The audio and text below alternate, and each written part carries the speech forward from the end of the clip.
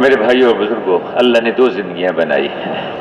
ایک زندگی اس دنیا کی ہے، بہت تھوڑی، بہت مختصر، بہت چھوٹی، اور ایک زندگی اللہ نے آخرت کی بنائی ہے جو ہمیشہ ہمیشہ رہنے والی، کبھی نہ ختم ہونے والی۔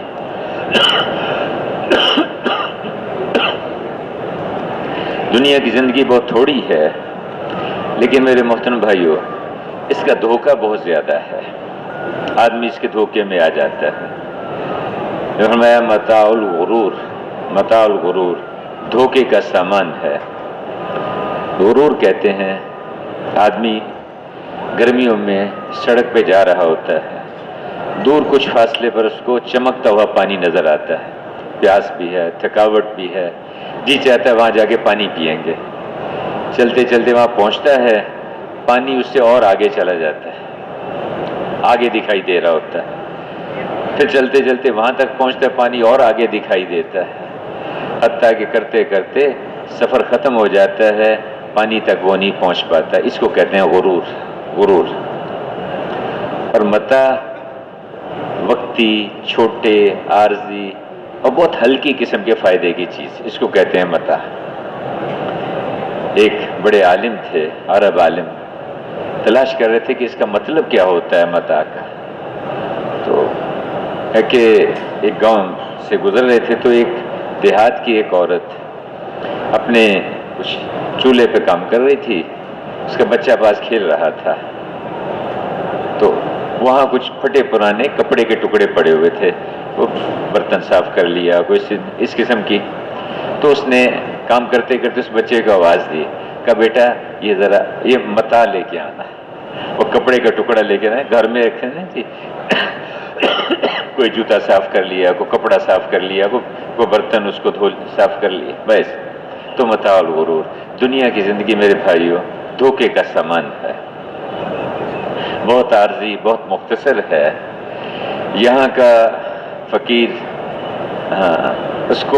اس کا فقر چند دنوں میں ختم ہو جائے گا، یہاں کا مالدار اس کا مال بھی چند دنوں میں اس کے ہاتھ سے جاتا رہے گا۔ ہم سے پہلے بھی یہاں بہت سارے لوگ رہتے تھے، دنیا میں آئے، محلات بنوائے، انہوں نے نہریں کھدوائیں، بڑے بڑے باغات لگائے، لیکن چند دن رہ کے سب کچھ چھوڑ کے چلے گئے۔ آج ان کو کوئی جانتا بھی نہیں، ان کا نام بھی نہیں پہچانتا۔ تو دنیا کی زندگی بہت تھوڑی ہے، اس کا دھوکہ بہت زیادہ ہے۔ بہرحال یہ ہاتھ سے جانے والی ہے، ہاتھ سے چھوٹ جانے والی ہے، اور مرنے کے بعد کی زندگی اصل ہے، ہمیشہ ہمیشہ کی زندگی ہے۔ عقل مند آدمی وہ ہے جو موت کو سامنے رکھے اور اس کی تیاری میں لگا رہے۔ جو جہنم سے بچا لیا گیا اور جنت میں داخل کر دیا گیا، وہ یقیناً کامیاب ہو گیا۔ وہاں کی زندگی کبھی ختم ہونے والی نہیں ہے، وہاں کی عزت ہمیشہ کی عزت، وہاں کی راحت ہمیشہ کی راحت، وہاں کا امن ہمیشہ کا امن ہے۔ تو دنیا کا قیام بہت تھوڑا ہے۔ ایک بادشاہ نے اپنے ایک وزیر سے ایک سوال کیا، کبھی کبھی وہ اپنے وزیروں سے پوچھ لیا کرتے تھے کہ میرا وزیر کتنا سمجھدار ہے۔ تو سوال کیا اس نے اور کہا کہ میں تم سے کچھ سوال پوچھوں گا، اگر تم نے ان کا صحیح جواب دیا تو تمہیں انعام دوں گا، ورنہ تمہیں میں وزارت سے نکال دوں گا۔ 3 سوال اس نے پوچھے، اس کا جواب تلاش کرتا رہا، کہیں سے اس کا جواب ملا نہیں۔ وقت بھی اس نے بتا دیا، بھئی اتنے دن ہیں تمہارے پاس، اس میں تلاش کر کے لاؤ۔ کرتے کرتے اسی پریشانی میں تھا کہ وقت ختم ہوتا جا رہا ہے، اب وزارت بھی جائے گی اور نقصان بھی ہوگا۔ ایسے گزر رہا تھا تو دیہات کا ایک آدمی اپنے کھیتوں میں کام کر رہا تھا، اس نے دیکھا کہ بھئی یہ آدمی تو شہری ہے، پڑھا لکھا نظر آتا ہے، کھاتا پیتا ہے، لیکن پریشان ہے۔ اس نے اس کو بلا لیا، اپنے پاس بٹھایا، بات چیت کی، حال چال پوچھا، کہا تم پریشان نظر آتے ہو، کیا بات ہے؟ سارا قصہ اس نے سنایا اپنا۔ میں نے کہا اچھا یہ بتاؤ کہ سوال کیا ہے؟ اس نے سوال بتائے کہ پہلا سوال کیا ہے؟ پہلا سوال یہ ہے کہ سب سے بڑا سچ کیا ہے؟ سب سے بڑا سچ کیا ہے؟ اس نے کہا سب سے بڑا سچ موت ہے۔ یہ کون سا مشکل سوال ہے؟ سب سے بڑا سچ موت ہے، ہر ایک کو آتی ہے، ہر جگہ آتی ہے۔ مسجد میں اعلان ہوا کہ فلاں صاحب کا انتقال ہو گیا، ظہر کی نماز کے بعد جنازہ ہوگا۔ تھوڑی دیر کے بعد اسی مسجد میں ایک اور اعلان ہوا کہ جن صاحب نے اعلان کیا تھا ان کا بھی انتقال ہو گیا ہے اور ان کا جنازہ ابھی تیار ہے۔ کیا بات ہوئی؟ وہ اعلان کر کے مسجد سے نکلے، مسجد سڑک کے کنارے تھی، بڑی سڑک تھی، ایک ٹرک کے ساتھ ٹکر لگی، اس کے نیچے آئے۔ اب جسم کی حالت ایسی ہو گئی کہ اس کو فوراً دفنانا ضروری ہو گیا۔ تو موت سب سے بڑا سچ ہے، ہر ایک کو آتی، ہر جگہ آتی، ہر حال میں آتی۔ حتیٰ کہ یہ جتنا نظام ہے یہ سارے کا سارا، یہ بھی ایک دن اس کو بھی موت آ جائے گی۔ کل من علیہا فان، ہر ایک کو ختم ہونا ہے، ہر ایک کو اس کو فنا ہونا ہے، ختم ہونا ہے۔ پہاڑ، دریا، سمندر، یہ سب ختم ہو جائیں گے۔ ایک وقت آئے گا جب فرشتہ سور پھونکے گا تو یہ پہاڑ روئی کے گالوں کی طرح آسمان میں اڑیں گے، سمندروں میں آگ لگ جائے گی، اور انسان جیسے شمع کے گرد، روشنی کے گرد برسات کے موسم میں پتنگے گرتے ہیں، اس طرح انسان گریں گے۔ پھر فرشتوں کی بھی روح قبض ہو جائے گی۔ اللہ پاک پوچھیں گے اسرائیل علیہ السلام سے اب کون باقی رہ گیا؟ کہ اللہ بس سب ختم ہو گئے، فرشتے بھی ختم ہو گئے، سارا نظام، بس 4 بڑے فرشتے باقی ہیں، حاملین عرش باقی ہیں، آپ اور میں باقی ہیں۔ کہا اچھا یہ حاملین عرش، ان کی بھی روح قبض کر لو، ان کو بھی موت آ گئی۔ اب کون باقی ہے؟ یہ 4 فرشتے ہیں اور آپ باقی ہیں۔ کہا ان باقی 3 کی روح بھی قبض کر لو، ان 3 کی بھی روح قبض کر لی۔ کہا اب کون باقی ہے؟ آپ اور میں۔ کہا اچھا تو بھی مر جا، تو بھی مر جا۔ اور پھر میرے بھائیو اللہ پاک پوچھیں گے کہ آج کس کی بادشاہت ہے، کس کی حکومت ہے؟ لمن الملک اليوم، بڑے بڑے بادشاہ، بڑے بڑے حاکم، گورنر، وزیر، سب زمین پہ پڑے ہوں گے، ختم ہو چکے۔ کسی میں ہمت نہیں ہوگی کہ کوئی آواز دے سکے، کوئی جواب دے سکے۔ لمن الملک اليوم، 40 سال تک یہ آواز کائنات میں گونجتی رہے گی اور کوئی اس کا جواب دینے والا نہیں ہوگا۔ 40 سال کے بعد اللہ جل جلالہ خود اس کا جواب دیں گے۔ للہ الواحد القہار، اکیلے اللہ کی بادشاہت، اکیلے اللہ کی حکومت، اسی کا سکہ چلتا ہے، اسی کا حکم چلتا ہے۔ تو موت سب سے بڑا سچ ہے۔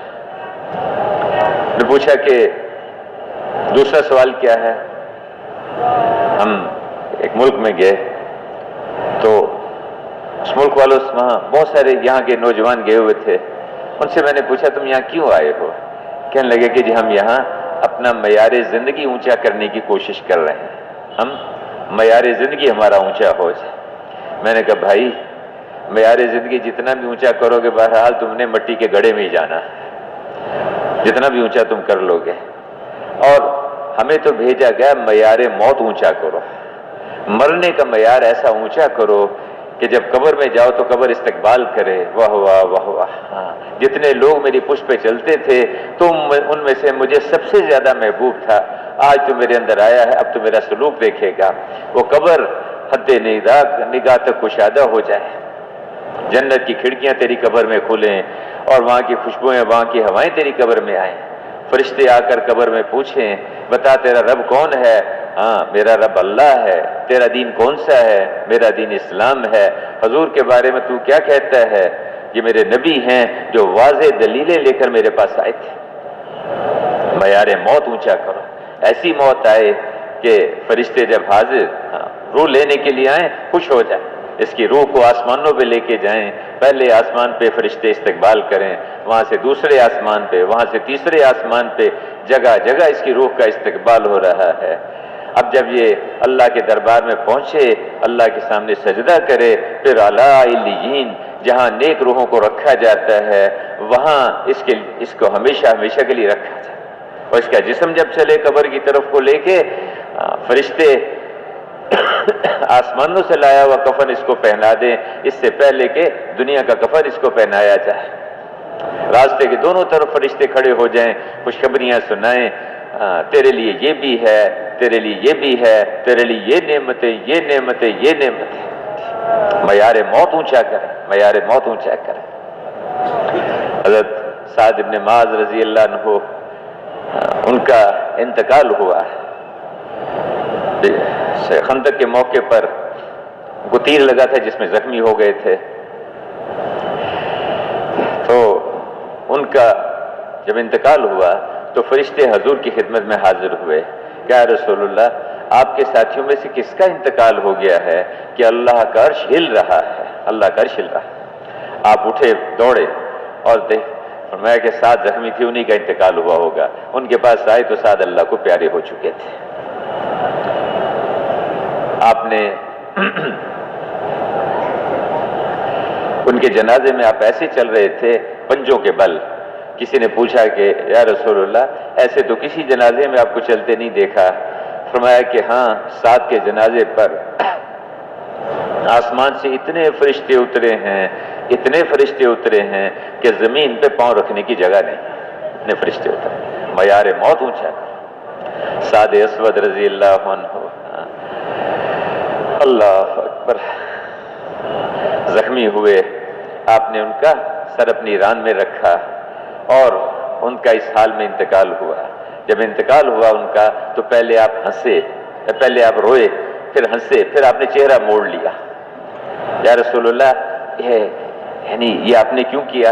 میں کہ رویا تو میں اس کی جدائی پر، کہ سعد کے انتقال پر، ان کی جدائی پر رویا، اور ہنسا میں اس پر کہ جب یہ مر کے گرا تو اس کی حوریں اس کی طرف کو دوڑی، اور ان کے جب اس کی طرف کو دوڑی میں اس پہ خوش ہو گیا کہ اللہ نے اس کا آخرت میں اس کا مسئلہ حل کر دیا۔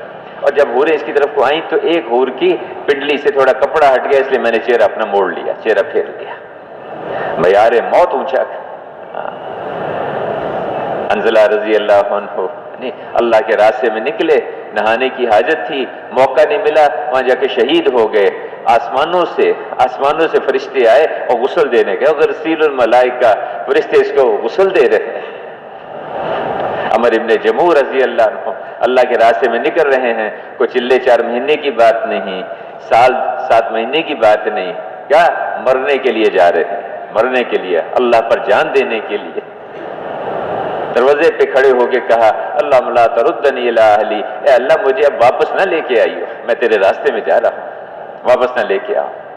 اللہ کے راستے میں نکلے، احد میں شہید ہوئے، ان کی میت، ان کی لاش کو اونٹ پہ ڈالا، واپس لا رہے ہیں، اونٹ آنے کو تیار ہی نہیں ہے مدینہ کی طرف، جب دیکھو احد کی طرف کو، احد کی طرف کو، احد کی طرف کو چل، مدینہ کی طرف آنے کو تیار ہی نہیں۔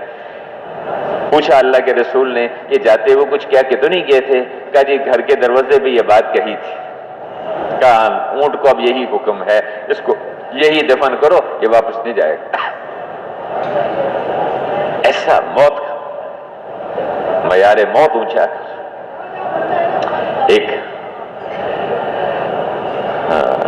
ایک محدث شاگرد کو پاس بیٹھے، جس کو بلایا، کہنے لگا بھائی موت کا وقت آ گیا ہے، اچھا آؤ تمہیں چلتے چلتے ایک حدیث ہی سناتا جاؤں۔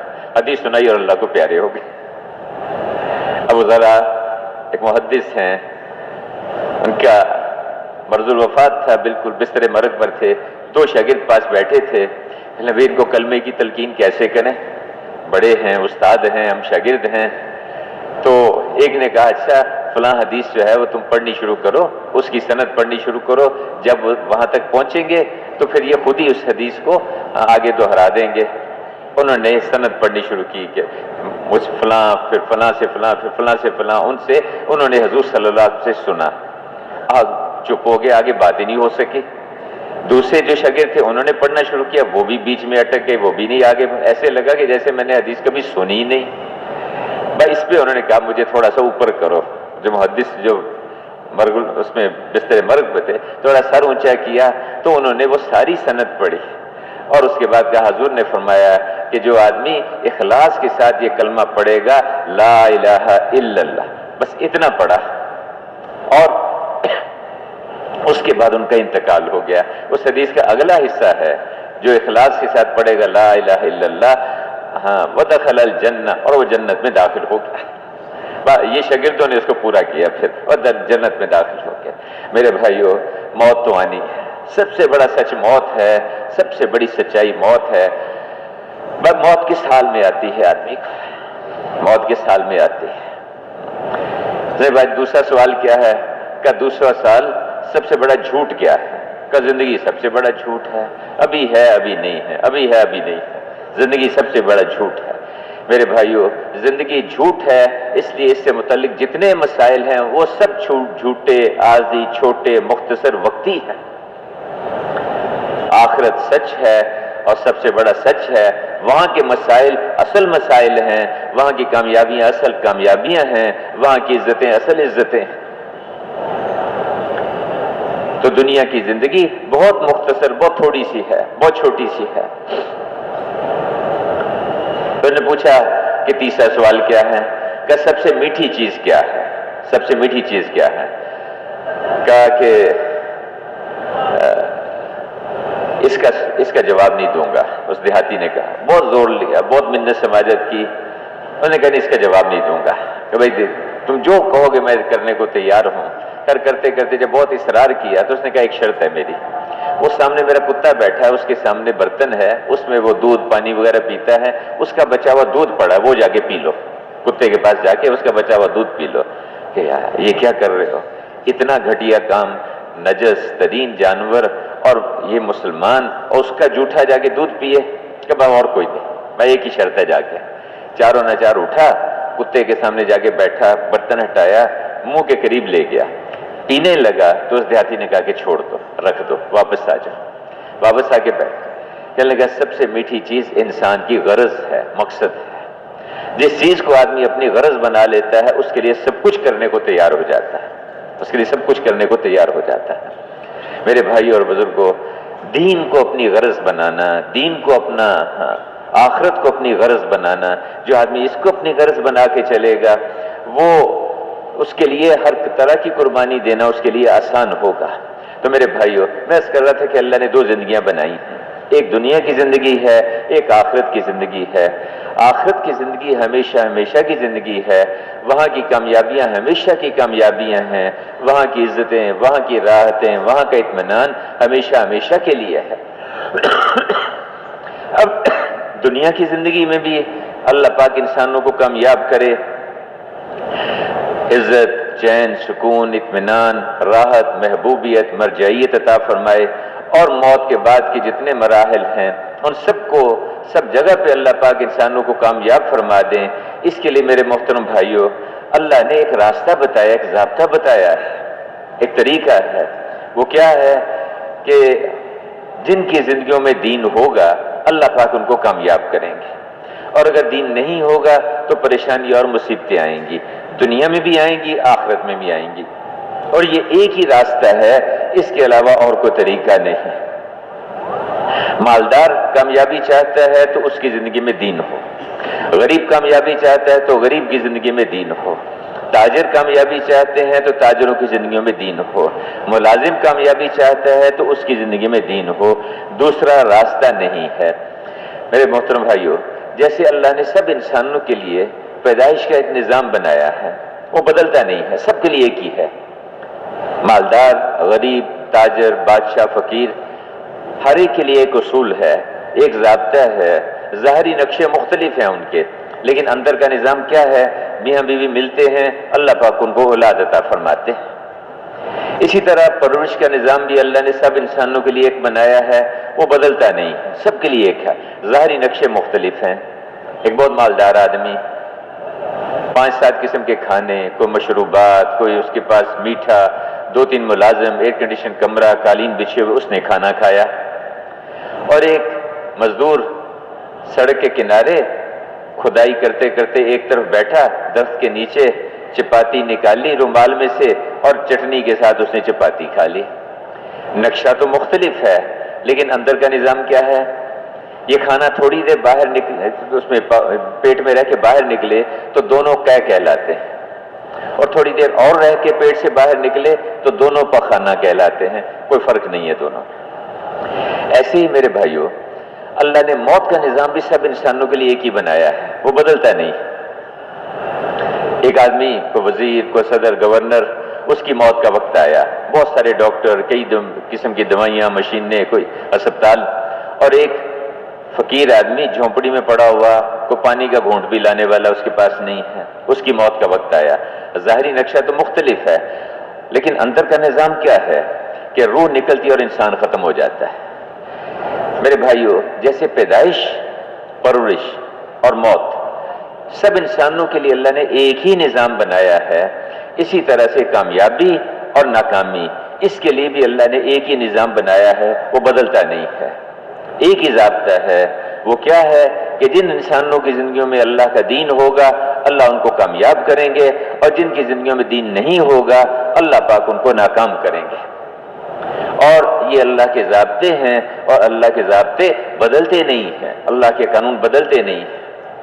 قرآن میں اللہ نے بہت ساری قوموں کے واقعات ان کی طرف متوجہ کیا ہے، بنی آدم کو، اور یہ قرآن قیامت تک کے آنے والے انسانوں کے لیے ضابطے اور اصول بتا رہا ہے اللہ کے دیے ہوئے۔ یہ کوئی کہانیوں کی کتاب نہیں، بلکہ اس میں قوموں کے چمکنے کے اصول ہیں اور قوموں کے ذلیل اور رسوا ہونے کے راستے بتائے گئے۔ دیکھو، اگر ان اصولوں پہ چلو گے اللہ تمہیں کامیابیاں دے گا، عزتیں دے گا، بلندیاں دے گا، اور اگر تم ان سے ہٹو گے تو تمہارے اوپر بربادی آئے گی، ہلاکت آئے گی، ناکامی آئے گی۔ یہ قانون بدلتے نہیں ہیں۔ ایک ذہنوں میں ہوتا ہے کہ ہمارے پاس اکثریت آ جائے ہمارے پاس، ہم کامیاب ہو جائیں گے، کہ جی اکثریت مل گئی، اس کو زیادہ ووٹ مل گئے، اس کو کامیاب مل گیا، لوگ مبارکبادیں دے رہے ہیں۔ نہیں، ایسی بات نہیں ہے۔ کامیاب وہ ہوا جس کے ساتھ اللہ ہے، اکثریت کے ساتھ ہو جانے کا مسئلہ ہی نہیں ہے۔ نوح علیہ السلام کے ذریعے سے اللہ نے اس بت کو قیامت تک کے لیے توڑا ہے۔ بہت بڑی اکثریت نبی سمجھاتے رہے، نوح علیہ السلام سمجھاتے رہے، دن رات دعوت دی، دن رات بات کی، دیکھو اللہ کی مانو، اور میں جو زندگی لے کے آؤں اس کو اختیار کرو، اللہ پاک تمہیں عزتیں دے گا، اللہ پاک تمہیں کامیابیاں دے گا، اللہ پاک تمہیں راحت اور چین اور سکون دے گا۔ اللہ کی مان کے چلو، تم اللہ کی زمین پہ رہتے ہو، اللہ کا دیا کھاتے ہو، اللہ کا دیا پہنتے ہو، اللہ کے باغی بن کے نہ چلو، اللہ کے نافرمان بن کے نہ چلو۔ یہ بات سمجھاتے رہے، مذاق اڑاتے، تالیاں پیٹتے، ٹھٹھے کرتے، بات کرنے لگتے، آگے کپڑا ڈال لیتے، اور ایک دو دن نہیں، کوئی چلہ دو چلے نہیں، 950 سال تک دن رات دعوت دی، 950 سال تک سمجھاتے رہے، مان کے نہیں دیے۔ پھر اللہ پاک کی طرف سے ایک فیصلہ آیا، اللہ نے اس ساری اکثریت کو سیلاب بھیج کے اس سارے کے اندر غرق کر دیا، اور چند لوگوں کو 80-85 کے قریب جو نبی کی بات ماننے والے، نبی کی اطاعت کرنے والے، اللہ کے احکامات پہ چلنے والے، اللہ نے ان کو کامیاب کیا، اور قیامت تک کے آنے والے انسانوں کے لیے بنیاد رکھ دی کہ دیکھو اکثریت اور اقلیت کا مسئلہ نہیں، اگر اقلیت اللہ کی مان کے چلے گی، اللہ کے رسول کے طریقوں پر چلے گی، اللہ ان کو کامیاب کریں گے، اور اکثریت اگر اللہ کی نافرمان ہوگی، اللہ کے نبی کو چھوڑ کے چلے گی، اللہ ان کو ناکام کریں گے۔ اسی طرح ذہنوں میں یہ آ جاتا ہے کہ جی ہمارے پاس حکومت آئے گی، اس سے ہم کامیاب ہو جائیں گے۔ اجی میں وزیر بن جاؤں، کامیاب ہو گیا، میں صدر بن جاؤں، کامیاب ہو گیا، میں وزیر اعظم بن جاؤں، اچھا بھی بن جاؤ، تم بن کے دیکھ لو۔ اللہ پاک نے کتنی قوموں کے واقعات سنا دی۔ یہ دیکھو فرعون، میں پورے ملک مصر پہ میرا سکہ چلتا ہے، اور میرے محلات کے نیچے نہریں بہتی ہیں، میں اتنا بڑا حاکم، اتنا بڑا پورے علاقے کا مالک۔ موسیٰ علیہ السلام کو اللہ نے بھیجا، ہارون علیہ السلام کو بھیجا، ایک چوغا پہننے والے، ایک جھونپڑی میں رہنے والے، جب اس کے پاس گئے، سے بات کی، تم وہی موسیٰ نہیں ہو جو میرے گھر میں پلا بڑا تھا، اور پھر یہاں سے جو ہے تو جو ہے یہاں سے چلا گیا؟ ہاں، میں وہی موسیٰ ہوں، لیکن میں رسول رب العالمین ہوں۔ اب ذرا ہوش سے بات کرنا، میں اللہ کا نمائندہ بن کے آیا ہوں، اللہ کا پیغمبر بن کے آیا ہوں، اب ذرا ہوش سے ذرا بات سننا۔ نے پوچھا کون رب العالمین؟ کس کی؟ وہ تو اپنے آپ کو رب کہتا تھا۔ انسان جو ہے نا جی، جب گرتا ہے تو گرتے گرتے یہاں تک پہنچ جاتا ہے کہ میں ہی خدا ہوں، میں ہی رب ہوں۔ میں کہا کہ کون رب العالمین، کس کی بات کر رہے ہو تم؟ کیا میں اس کی بات کر رہا ہوں جو آسمانوں کا، زمینوں کا اور سب کچھ کے درمیان جو کچھ ہے، سب کا خالق، سب کا مالک ہے، میں اس رب کی بات کر رہا ہوں، اس کی طرف بلانے آیا ہوں تجھے، اس کی مان کے چلو، اس کی اطاعت کرو۔ اس نے لوگوں کو بلایا، آؤ سنو یہ کیا کہہ رہے، یہ کیا کہہ رہے، مہین جھونپڑی میں رہنے والے، گرے پڑے کم فقیر لوگ، تم دونوں بھائی کیا ہوتے؟ ہارون علیہ السلام، موسیٰ علیہ السلام، کیا کہا تو کیا میں اس خدا کی طرف بلانے آیا ہوں جو تیرا اور تیرے باپ دادا کا پیدا کرنے والا ہے، تو تھا ہی نہیں، تو کہاں سے آ گیا؟ تیرا اور تیرے باپ دادا کا جو خالق، میں اس کی بات کر رہا ہوں، اس کی جھکو، اس کی مانو، اس کی اطاعت کرو، اس کے احکامات پہ چلو۔ اس نے تمہارے لیے یہ سارے کائنات کا نظام تمہارے لیے اس نے بنایا ہے، اس کی مان کے چلو۔ نہیں سمجھ میں آئی، پھر کہا موسیٰ علیہ السلام کہا کہ دیکھو میں اس خدا کی بات کر رہا ہوں جو مشرق کا، مغرب کا، اس سب کچھ کے درمیان جو کچھ ہے، تیرا ملک تو مصر اتنا سا ہے، اس کے باہر جو کچھ ہے اس کے اوپر کس کا قبضہ ہے، اس پہ کس کا حکم چلتا ہے؟ میں اس خدا کی بات کر رہا ہوں، اس کی تمہیں دعوت دینے کے لیے آیا ہوں، لیکن بات نہیں ماننی، نہیں سمجھ میں آئی۔ پھر اللہ پاک نے اس کو اس کی ساری فوجوں سمیت سمندر میں غرق کیا، اور موسیٰ علیہ السلام کو اور ان کے ساتھیوں کی حفاظت فرمائی، ان کو راستہ دیا اور قیامت تک کے لیے بنیاد سمجھا دی کہ دیکھو حکومتوں سے کام نہیں بنتے، اللہ ساتھ ہوں گے تب کام بنیں گے، اللہ کی مانو گے، اللہ کے رسول کے طریقوں پر چلو گے، اس پہ اللہ تمہیں کامیاب کریں گے، اس پہ اللہ پاک تمہارے مسئلوں کو حل کریں گے۔ ایک ذہن میں کہ مال ہمارے پاس آ جائے، جس کے پاس مال زیادہ ہوگا وہ کامیاب۔ قارون کے پاس بھی بہت سارا مال تھا، مال کے ڈھیر لگے ہوئے تھے، اس کے خزانوں کی چابیاں اٹھانے کے لیے ایک آدمی کی جماعت چلتی تھی۔ موسیٰ علیہ السلام دعوت دیتے رہے، سمجھاتے رہے، دیکھو مال سے نہیں ہوتا، اللہ کرتے ہیں اور اعمال پہ کرتے ہیں، اللہ کرتے ہیں اور اعمال پہ کرتے ہیں۔ ہاں مال اللہ نے دیا ہے، اس کے متعلق اللہ نے احکامات دیے ہیں، جس کو مال دیا اس کے متعلق احکامات دیے ہیں، تم ان حکموں کو پورا کرو، اور میں جو زندگی آسمانوں سے لے کے آیا ہوں اس کو اختیار کرو، اس پہ اللہ پاک تمہیں کامیاب کریں گے۔ کہ نشہ ہوتا ہے آدمی کو، نشئی آدمی ہوتا ہے نا، اس کو سمجھ نہیں آتی۔ انہوں نے فرمایا کہ دو نشے ہیں، جہالت کا نشہ، سکرۃ الجہل، جہالت کا نشہ، اور دنیا کی محبت کا نشہ، حب العیش، دنیا کی محبت کا نشہ۔ آدمی وہ جیسے نشے میں آدمی کو کوئی بات سمجھ نہیں آتی، اس طرح آدمی کو صحیح چیز سمجھ نہیں آتی اس کو کہ کیا ہو رہا ہے۔ تو مال کا بھی ایک نشہ ہوتا ہے، عہدے کا بھی ایک نشہ ہوتا ہے۔ انہوں نے کہا کہ دیکھو مال سے کام نہیں بنتے، اللہ بنائیں گے اور اعمال پر بنائیں گے، اس مال کے متعلق اللہ نے احکامات دیے ہیں، اور میں ایک زندگی لے کے آؤ، اس کو اختیار کرو، اللہ تمہیں کامیاب کریں گے۔ یہ نہیں کہا جا رہا کہ مال کو چھوڑ دو، اس کو پھینک دو، بلکہ اس کے متعلق احکامات کو پورا کرو، اس کے متعلق نبی کے طریقے کو پورا کرو، اس پہ اللہ تمہیں کامیاب کریں گے۔ میں خشکی یا تری میں مال ضائع نہیں ہو سکتا اگر اس کی زکوٰۃ دی گئی ہو، مال ضائع نہیں ہوتا، اس کے احکامات ہیں، ان کو پورا کرو۔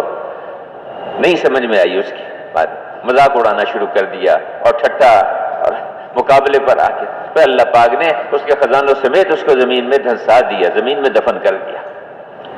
اسی طرح قوم عاد ہے کہ جی ہم بدنی قوت ہماری خوب مضبوط ہے، کہ ہود علیہ السلام آگے سمجھاتے رہے، بات کرتے رہے، لیکن سمجھ میں نہیں آئی،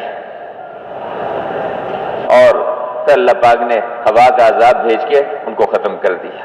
قوم سمود ہے، پہاڑوں کے اندر گھر بنائے ہوئے تھے، اور فرشتے کی چیخ کے ذریعے سے اللہ نے ہلاک کر دیا۔ قوم سبا یعنی یمن کے قریب، یہ جو قوم سبا جو تھی، ان کی بلقیس اور ذوالقرنین، یہ اسی قوم کے بڑے تھے، ان کے بادشاہ تھے۔ نبیوں کو اللہ نے بھیجا، لمبی چوڑی ان کی زراعت تھی، کھیتی باڑی، باغات تھے، اور ایک بڑا ان کا جو دارالحکومت تھا معارب، اس معارب میں وہاں انہوں نے ایک ڈیم بنایا تھا، بہت بڑا ڈیم بنایا، اور اس میں سے 70 نہریں نکلتی تھی، اتنا بڑا ڈیم تھا، 70 نہریں نکلی، سد المعارب اس کا نام تھا۔ آج بھی اس کے آثار وہاں موجود ہیں، ختم ہو گیا لیکن اس کے آثار موجود ہیں آج بھی، سد معارب کے نام سے وہ بنایا۔ انبیاء علیہ السلام نے آ کے سمجھایا کہ دیکھو یہ زرعی ترقی ہاں اس میں تم جتنا بھی آگے بڑھ جاؤ اس سے مسئلہ نہیں بنے گا. معاملہ یہ ہے کہ تم اللہ کی مانتے ہو کہ نہیں, اللہ کے احکامات پہ چلتے ہو کہ نہیں, اور میں جو زندگی آسمانوں سے لے کے آیا اس کو اختیار کرتے ہو کہ نہیں. نبیوں کا مذاق اڑایا, مقابلہ کیا, اللہ نے وہی ڈیم ان کے اوپر توڑ کے ان کا صفایا کر دیا. میرے بھائیوں اور دوستوں اور بزرگوں, اللہ کے ہاں یہ نظام ہے. قوم شعیب ان کے پاس بھی یہی رخ تھا کہ جی تجارتی منڈیوں کے مالک بن جائیں گے, اس سے ہمارے کام بن جائیں گے. بزنس سینٹرز, دنیا کی منڈیاں, ان پہ ہمارا قبضہ ہو جائے. اچھا بھی کر لو قبضہ, تو بن جاؤ دنیا کے مالک. اللہ پاک نے نبی کو بھیجا, دعوت دی, سمجھایا, بات کی کہ دیکھو دھوکہ نہ دو, ملاوٹ نہ کرو, بے انصافی نہ کرو لوگوں کے ساتھ. لیکن نہیں سمجھ میں آیا, پھر اللہ پاک نے اپنا نظام چلایا, زلزلہ بھیجا, آسمانوں سے اللہ نے مصیبت بھیجی اور صفایا کر دیا. میرے بھائیوں اور بزرگوں, گزارش ہے کہ جتنے بھی قوموں کے واقعات ہیں اس ضابطے کو سمجھانے کے لیے ہیں کہ دیکھو جن کی زندگیوں میں دین ہوگا اللہ انہیں کامیاب کریں گے, اور جن کی زندگیوں میں دین نہیں ہوگا اللہ ان کو ناکام کریں گے. دنیا کی ناکامی بہت چھوٹی ہوگی, اور آخرت کی ناکامی آدمی اس کا اندازہ نہیں کر سکتا. قیامت کے دن جو حالات آئیں گے آدمی سوچ نہیں سکتا اس کا. دنیا تو بہت چھوٹی, اور یہاں کی پریشانیاں بھی چھوٹی, اور یہاں کی راحتیں بھی بہت تھوڑی, بہت چھوٹی. آخرت کی کامیابیاں اور عزتیں بھی بہت بڑی, اور وہاں کی ناکامیاں, وہاں کی پریشانیاں بھی بہت بڑی. تو میرے بھائیوں, ایک راستہ ہے کہ دینی زندگی وجود میں آئے. دین زندگیوں میں آئے گا, اللہ اس پہ کامیاب کریں گے.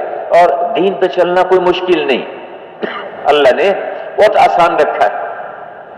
میں کہ دین و یسر, دین آسان ہے, دین آسان ہے, دین پہ چلنا بہت آسان ہے.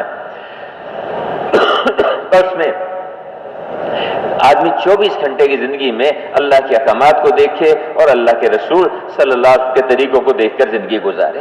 اب اللہ پاک مجھ سے کیا چاہتے ہیں؟ میرے بھائیوں اور بزرگوں, کامیابی اللہ کے ہاتھ میں ہے, عزت اللہ کے ہاتھ میں ہے, امن اللہ پاک دینے والے ہیں. مومن اللہ پاک امن دینے والے ہیں, چاہے امن کے اسباب کے ذریعے امن دے دیں, چاہے اس کے بغیر امن دے دیں.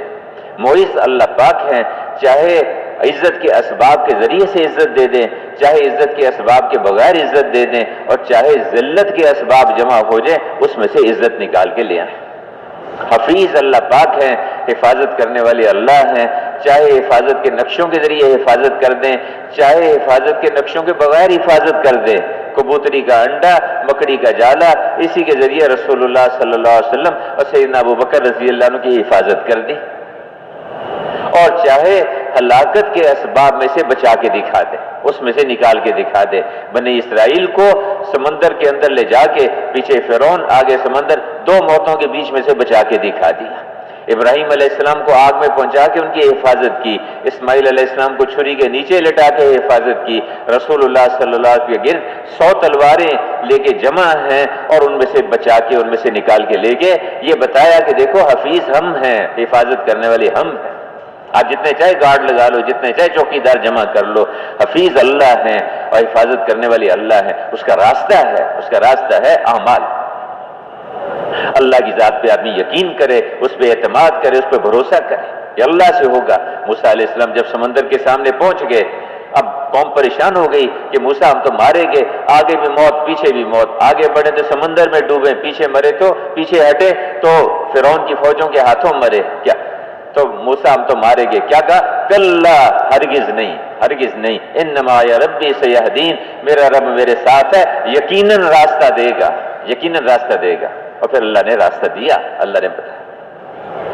ابراہیم علیہ السلام دعوت دینی شروع کی. جب آدمی اللہ کی طرف بلانا شروع کرتا ہے تو شروع میں تو لوگ تھوڑا سا, پھر آہستہ آہستہ باطل جو ہے وہ مقابلے پر آنا شروع ہو جاتا ہے, ٹکراؤ پہ آتا ہے جی.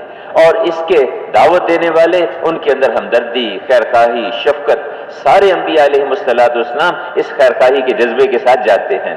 دیکھو میں تمہارا خیر خواہ ہوں, میں امانت دار ہوں, تمہارا نفع چاہتا ہوں. باپ سے زیادہ شفیق ہوتے ہیں انبیاء کرام, باپ سے زیادہ خیر خواہ ہوتے ہیں, ماں سے زیادہ خیر خواہ ہوتے ہیں. اب جا کے ایک ایک کو سمجھاتے ہیں, ایک ایک کی اس کو منت سماجت کرتے ہیں. ابراہیم علیہ السلام اپنی قوم کو سمجھاتے رہے, دعوت دیتے رہے, اس سے بات کرتے رہے, لیکن مان کے نہیں دی. کرتے کرتے یہاں تک بات آ گئی کہ ابراہیم نے ہمارے بتوں کو توڑا، بتوں کے سامنے جھکتے تھے، ان کے سامنے سجدہ کرتے تھے۔ اللہ اکبر، بتوں کے سامنے سجدہ۔ اب وہ ابراہیم علیہ السلام نے ایک دن دیکھا کہ سارے باہر گئے ہیں کسی اپنے میلے ٹھیلے کے لیے، اندر گھسے اور ہتھوڑا لیا، سارے بت توڑ دیے۔ ایک بڑا بت جو تھا اس کے کندھے پہ تھوڑا رکھ دیا اور باہر آ گئے۔ وہ واپس آئے تو سارے بت ٹوٹے ہوئے۔ بھئی کیا ہوا؟ کوئی ہو نہ ہو ابراہیم نے کیا ہوگا، وہی ان کو برا بھلا کہتا ہے، وہی ہمیں کہتا رہتا ہے کہ ان کے سامنے نہ جھکو۔ میں کہا کہ اچھا بلاؤ اس کو۔ بلایا گیا، کہ اس بت کو تم نے ان بتوں کو تم نے توڑا؟ کبھی بات یہ ہے کہ یا کوئی قتل ہو جائے تو یا تو کسی کے پاس آلہ قتل برآمد ہو اور یا کوئی اقرار کرے، اقرار کرنے والا تو یہاں کوئی ہے نہیں، اور آلہ قتل جو ہے وہ بڑے بت کے کندھے پہ پڑا ہوا ہے۔ لگتا یہ ہے کہ کسی وجہ سے اس کو غصہ آ گیا ہوگا، اس نے غصے میں آ کے سارے بتوں کو توڑ دیا۔ تو سارے سوچ میں پڑے گئے، کہنے لگے کہ ابراہیم تو جانتا ہے یہ تو بیچارہ کیا۔ تو اس پہ ابراہیم علیہ السلام نے کہا کہ تف ہے تمہارے اوپر اور تمہارے خداؤں پر جن کی تم عبادت کرتے ہو، جن کی تم پوجا کرتے ہو۔ سونے کا بت بنا کے سامنے رکھ دینا، اللہ کا شکر ہے آج بھی ایمان اتنا ہے، اس کو دیکھ کے اب یار کہ اس کو پھینکو یہاں سے، اس بت سے تھوڑی ہوگا، اور اسی سونے کے بت کے ٹکڑے کر کے لا کے رکھ دو، ہاں اب اس سے کام بنیں گے، اس سے کام بنیں گے۔ اللہ اکبر۔ وہ جو کاغذ کا ٹکڑا جو اپنے وجود میں آنے میں انسان کی محنت کا محتاج، مشین بنی، پھر اس پہ وہ کاغذ بنا، پھر اس پہ وہ چھپا، جب چھپ کے سامنے آ گیا اس کاغذ کے بغیر میرا کام کیسے چلے گا، اس کے بغیر میرا مسئلہ کیسے حل ہوگا۔ تو بتوں سے اللہ کے ارادے کے بغیر نہیں ہوتا، بتوں سے نہیں ہوتا، بتوں سے نہیں ہوتا، اللہ کرتے اور اعمال پہ کرتے ہیں۔ سمجھاتے رہے کرتے کرتے جب یہاں تک نوبت پہنچی، فیصلہ کر لیا کہ ان کو آگ میں ڈالنا۔ ابراہیم علیہ السلام کو آگ میں زبردست آگ جلائی گئی اور منجنیق پہ لا کے بٹھا دیا گیا۔ اب سب نے طے کر لیا ہے کہ ابراہیم کو آگ میں پھینکنا ہے، حتیٰ کہ وقت کی حکومت وہ بھی مقابلے پر ہے، پبلک بھی ساری مقابلے پر ہے، ماں اور باپ وہ بھی ساتھ نہیں، وہ بھی مخالف، ایک آدمی بھی روئے زمین پر ساتھ دینے والا نہیں ہے۔ آسمانوں سے فرشتے آ گئے، آ کے عرض کیا کہ ابراہیم ہم آپ کی مدد کر دیں۔ پوچھا کیا کہ اللہ نے بھیجا ہے کہ نہیں؟ اللہ نے بھیجا نہیں ہے، لیکن یہ کہ ہم اللہ سے اجازت لے کے آئے ہیں، اما الیک فلاح، مجھے مدد کی ضرورت ہے لیکن تمہاری مدد کی ضرورت نہیں ہے۔ جو نظام تائید میں آیا اس سے بھی اپنی نگاہ ہٹا لی، اور جو نظام مخالفت میں تھا اس سے بھی اپنی نگاہ ہٹا لی۔ یہاں بھی اللہ کا حکم چلتا ہے، اسی کی خدائی زمین پر چلتی ہے، اور اسی کا حکم آسمانوں میں، اسی کی خدائی آسمانوں میں ہے۔ نہ اس سے کچھ ہونے کا یقین، نہ اس سے خوف ہے، نہ اس سے کوئی امید ہے۔ حسبی اللہ و نعم الوکیل، بس میرے لیے اللہ کافی ہے، وہ بہترین کام بنانے والا ہے، بہترین کام بنانے والا۔ پھر اللہ نے میرے بھائیوں حفاظت کر کے دکھائی آگ کے اندر، آگ میں اللہ نے بچا کے دکھایا۔ تو حفیظ اللہ پاک ہیں، امن دینے والے اللہ ہیں، حالات کے بنانے والے اللہ ہیں۔ جتنے بھی حالات ہیں، چاہے کسی فرد کے حالات ہوں، چاہے کسی قوم کے حالات ہوں، چاہے کسی ملک کے حالات ہوں، ان حالات کا بننا اور حالات کا بگڑنا یہ آسمانوں سے فیصلے ہوتے ہیں۔ یہ چیزیں مہنگائی ہو گئی، اچھا بھئی یہ مہنگائی کس نے کی؟ فلاں حکومت نے کی، فلاں حکومت کی وجہ سے ہوا۔ ارے بھائی اللہ کے رسول بتاتے ہیں ہر روز آسمانوں سے ایک فرشتہ اترتا ہے، بیت اللہ پر اتر کر ایک جھنڈا گاڑتا ہے اور وہاں کھڑے ہو کے اعلان کرتا ہے آج دنیا کی فلاں منڈی میں فلاں چیز کا یہ بھاؤ ہوگا، فلاں چیز کا یہ بھاؤ ہوگا۔ جیسے نیچے سے اعمال جاتے ہیں ویسے آسمانوں سے فیصلے اترتے ہیں۔ جب معاہدوں کو توڑا جائے گا، احکامات کی خلاف ورزی کی جائے گی تو اللہ پاک روزی کی مشقت میں مبتلا کر دیں گے، رزق کی مشقت میں اللہ پاک مبتلا کر دیں گے۔ اللہ سے لینے کے راستے ہیں، اعمال کر کے اللہ پاک کہ جو ایمان اور عمل والی زندگی اختیار کرتے ہیں، اللہ کو پہچانتے ہیں، اللہ کی اطاعت کرتے ہیں، اللہ پاک ان کو پاک صاف ستھری زندگی عطا فرماتے ہیں، خوبصورت زندگی اللہ عطا فرماتے ہیں، حیاتن طیبہ۔ اور جو اللہ کے ذکر سے اعراض کرتے ہیں، اللہ کی نافرمانیاں کرتے ہیں، اللہ کے احکامات کو توڑتے ہیں، ان پہ اللہ پاک معیشت کو، اللہ پاک روزی کو تنگ کر دیتے ہیں، زندگی کو تنگ کر دیتے ہیں۔ اللہ پاک سب کچھ ہوگا لیکن پریشانیوں میں ہوں گے، سب کچھ ہوگا، یہ ضابطے ہیں اللہ کے۔ تو دین زندگیوں میں ہوگا، دینی زندگی آئے گی، اس پہ کامیابیاں ملیں گی، اس پہ عزتیں ملیں گی، اس پہ راحتیں ملیں گی۔ ایمان کو بنانا، اعمال کو ٹھیک کرنا، دل کے اندر یہ یقین اترے کہ اللہ سے ہوتا ہے اور اللہ کے غیر سے، اللہ کے ارادے کے بغیر نہیں ہوتا، نہیں ہوتا، اللہ کرتے ہیں اور اعمال پہ کرتے ہیں۔ یہ جتنی مخلوق ہے اس سب کو اللہ نے پیدا کیا ہے، یہ سب سے وہ ہوگا جو اللہ چاہیں گے، وہ اللہ پاک چاہیں گے میرے بھائیوں۔ اور اللہ پاک کے احکامات کو پورا کرنا، اللہ سے لینے کا راستہ بہت آسان ہے۔ ہم اللہ کی مانیں گے، اللہ کے حکموں کو پورا کریں گے، اللہ پاک راضی ہو کر دنیا میں بھی کامیابیاں دیں گے، آخرت میں بھی اللہ پاک کامیاب کریں گے۔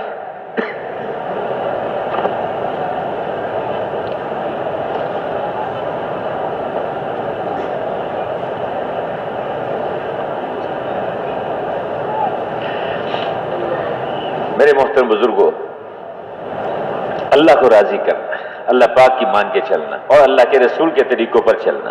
حضور صلی اللہ علیہ وسلم کو اللہ پاک نے سارے عالم کے انسانوں کے لیے اور قیامت تک کے آنے والے انسانوں کے لیے نمونہ اور معیار بنا کر بھیجا ہے۔ حضور صلی اللہ علیہ وسلم کو اللہ نے وہ زندگی دی ہے جو سراسر ہدایت ہے اور سراسر کامیابی کا راستہ ہے۔ آپ کو وہ سنتیں دے کر بھیجا ہے جس میں اللہ نے کامیابیاں رکھی، عزتیں رکھی ہیں۔ آپ صلی اللہ علیہ وسلم کا کھانے کا طریقہ، آپ کا لباس کا طریقہ، آپ کا کاروبار کا لین کا دین کا طریقہ، آپ کا شادی کا غمی کا طریقہ، آپ کو اللہ نے ہر اعتبار سے کامل اور ہر اعتبار سے اللہ پاک نے مقتدا اور ہر اعتبار سے اللہ پاک نے امام بنا کر بھیجا ساری دنیا کے انسانوں کے لیے۔ اتبعوا ھذا النبی الامی، ان نبی امی کے پیچھے چلو، ان کی اتباع کرو۔ جو اللہ کے رسول کے پیچھے چلیں گے اللہ پاک ان کو کامیابیاں دیں گے۔ حضرات صحابہ کرام نے اس کو سامنے رکھا تھا، ہمیں اللہ کی ماننی ہے، اللہ کے رسول کی ماننی ہے، اللہ پر اعتماد کرنا، اللہ کے رسول کی بات پر یقین کرنا۔ آپ نے ایک گھوڑے کا سودا کیا ایک آدمی کے ساتھ، معاملہ طے ہو گیا کہ بھئی اتنے میں یہ گھوڑا جو ہے ٹھیک ہے، آپ نے خرید لیا اس سے کہا کہ بھئی تم میرے ساتھ چلو، میں تمہیں گھر سے رقم دے دیتا ہوں۔ چلے تو جب وہ آپ جا رہے تھے تو وہ پیچھے پیچھے آ رہا تھا، پیچھے بعض اور لوگوں نے قیمت پوچھی اور تھوڑی سی قیمت زیادہ لگا دی اس کو کہ بھئی اس کی قیمت اتنے میں دے دو، اتنے میں دے دو۔ اس نے پیچھے سے آواز دی حضور کو کہ جی آپ گھوڑا خریدنا تو آپ خرید لیں ورنہ میں اس کو بیچنے لگا ہوں۔ آپ نے کہا بھائی سودا تو ہمارا ہو چکا، بات ہو چکی ہے، معاملہ ہمارا طے ہو گیا ہوا ہے۔ جب آدمی ایک دفعہ سودا کر لے تو اس کے بعد پیچھے ہٹنا ٹھیک نہیں ہے۔ تو معاملہ طے ہو گیا ہوا ہمارا، میں تو تمہیں قیمت رقم دینے کے لیے ساتھ لے کے جا رہا ہوں، نہیں کوئی سودا طے نہیں ہوا۔ اس نے انکار کر دیا۔ اتنے میں بات تھوڑی سی بڑی تو ایک صحابی وہاں کھڑے تھے پاس، وہ آگے دیکھا انہوں نے تو اس نے دیہاتی نے کہا، وہ جو گھوڑے وقت کا جو مالک تھا اس نے کہا کہ آپ کے پاس کوئی گواہ ہے تو لائیے ورنہ جو ہے میں اس گھوڑے کو بیچنے لگا ہوں دوسری جگہ۔ تو آپ اسی میں تھے تو وہ صحابی آگے بڑھے، انہوں نے کہا میں گواہ ہوں، ان کا میں گواہ ہوں کہ حضور نے یہ گھوڑا جو ہے وہ خریدا ہے اور تم نے بیچا ہے اور اتنے میں بیچا۔ وہ جب اس نے دیکھا کہ ان کا تو گواہ بھی موجود ہے وہ چھوڑ کے تو چلا گیا۔ آپ نے ان سے پوچھا کہ تم نے گواہی کیسے دی جبکہ تم وہاں موجود نہیں تھے؟ میں نے کہا کہ یا رسول اللہ ہم تو آپ پر غیب کی خبریں جو آپ ہمیں دے رہے ہیں ہم اس پہ ایمان لائے ہیں، یہ تو آپ میرے سامنے خود فرما رہے ہیں کہ یہ گھوڑا میں خرید سکوں تو میں اس پہ کیوں نہیں مان لوں؟ تو اس پہ آپ نے فرمایا کہ آئندہ کے لیے ان کی گواہی جو ہے وہ 2 آدمیوں کے برابر ہوگی۔ تو اللہ کے رسول کی بات پر یقین کرنا، جو اللہ کے رسول نے ضابطے بتائے ہیں، جو انہوں نے اصول بتائے، کیونکہ اللہ کے حبیب کچھ بھی اپنی طرف سے نہیں کہتے، وہی کچھ کہتے ہیں جو اللہ پاک ان کو بتاتے ہیں۔ اللہ کے رسول نے ضابطے بتائے ہیں زندگی گزارنے کی، جن قوموں کے اعمال اچھے ہوں گے اللہ ان کے اوپر اچھے حالات لے کے آئیں گے۔ اگر بستیوں کے لوگ ایمان اور تقوی کو اختیار کر لیں تو اللہ پاک ان کے حالات کو اچھا کر دیں گے، آسمانوں سے اللہ پاک کی طرف سے برکتیں اتریں گی، زمین سے برکتیں نکلیں گی۔ جس قوم کے اندر اچھے اعمال آئیں گے، افراد کے اچھے اعمال ہوں گے، اللہ پاک ان کے حالات کو اچھا کریں گے۔ جو دوسروں کو معاف کرتا ہے اللہ پاک اس کی عزت کو بڑھا دیتا ہے، جو اوروں پہ خرچ کرتا ہے اللہ پاک اس کے مال کو بڑھا دیتا ہے۔ اللہ کے دینے کے راستے ہیں۔ جو رشتہ داروں کے ساتھ اچھا سلوک کرتا ہے اللہ پاک اس کی عمر کو بھی لمبا کرتا ہے، اللہ اس کے مال کو بھی زیادہ کر دیتا ہے۔ رشتہ داروں کے ساتھ، باپ کے ساتھ کیسے سلوک کرنا، ماں کے ساتھ کیسے سلوک کرنا، بھائیوں کے ساتھ کیسے چلنا۔ باپ کو محبت کی نگاہ سے دیکھا، ایک مقبول حج کا اس کو ثواب مل گیا۔ ماں کو محبت کی نگاہ سے دیکھا، مقبول حج کا ثواب اس کو مل گیا۔ کسی نے پوچھا کہ جی کو 100 دفعہ دیکھے، کہ اللہ پاک کوئی اس کے خزانوں میں کوئی کمی ہے کسی چیز کی؟ اللہ 100 حجوں کا ثواب اس کو دے گا۔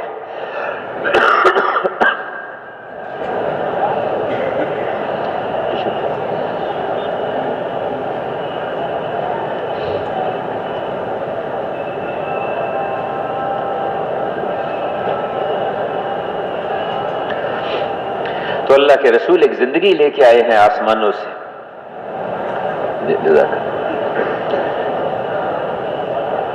آپ صلی اللہ علیہ وسلم بیٹھے تھے تو ایک بڑی عمر کے صاحب اور ایک نوجوان دونوں آ گئے۔ آپ نے نوجوان سے پوچھا یہ کون ہے؟ فرمایا کہ انہوں نے عرض کیا کہ یا رسول اللہ میرے والد ہیں۔ کہا دیکھو ان کا نام لے کے نہ پکارنا، ان سے ان کے آگے نہ چلنا، ان سے پہلے نہ بیٹھنا، یہ تمہارے باپ ہیں، والد ہیں۔ اسی طرح کہ آپ بیٹھے تھے تو ایک صاحب آئے، وہ بیٹھے سامنے تو چھوٹا سا بچہ آیا، انہوں نے اس کو پیار کیا اور اپنی گود میں بٹھا لیا۔ تھوڑی دیر کے بعد ایک چھوٹی سی بچی آئی، انہوں نے نہ اس کو پیار کیا نہ گود میں بٹھایا، اپنے پاس زمین پہ بٹھا لیا۔ میں یہ کون ہے؟ کہ یا رسول اللہ یہ میرا بیٹا ہے، یہ میری بیٹی ہے۔ کہ تم نے اپنی اولاد میں عدل نہیں کیا، برابری نہیں کی اپنی اولاد میں۔ ماں باپ کے ذمے اولاد کو کیا، ماں باپ کے ذمہ اولاد کے متعلق کیا احکامات ہیں ان کو اللہ کے رسول نے رہنمائی فرمائی، اور اولاد کے ذمہ ماں باپ سے متعلق کیا احکامات ہیں اللہ کے رسول نے اس کے متعلق رہنمائی فرمائی۔ آپ صلی اللہ علیہ وسلم فرمایا کہ تم میں سے بہترین شخص وہ ہے، سب سے اچھا وہ ہے جس کے اخلاق اچھے، جس کے اخلاق اچھے ہیں۔ اور پھر فرمایا کہ اخلاق کس کے اچھے ہیں؟ جو اپنی بیویوں کے ساتھ اچھا ہے، جو اپنی بیوی کے ساتھ اچھا ہے اس کے اخلاق اچھے ہیں۔ ایک بچے کو آپ نے پیار کیا، ایک صاحب نے دیکھا دور سے، کہا یا رسول اللہ آپ بچوں سے پیار بھی کرتے ہیں؟ میں کہ ہاں۔ تو انہوں نے کہا کہ میرے تو اتنے بچے ہیں، میں نے کبھی کسی بچے کو پیار نہیں کیا۔ تو فرمایا کہ اللہ نے تیرے دل میں رحم نہیں ڈالا تو میں کیا کروں اس کا علاج؟ اللہ نے تیرے دل میں رحم نہیں ڈالا تو میں اس کا کیا علاج کروں؟ تو اولاد کے ساتھ، بچوں کے ساتھ کیسے چلنا؟ میرے بھائیو، اللہ نے ایک زندگی بتائی ہے، اللہ کے رسول نے اس کا طریقہ بتایا ہے۔ پڑوسیوں کے ساتھ کیسے سلوک کرنا، رشتہ داروں کے ساتھ کیسے سلوک کرنا ہے۔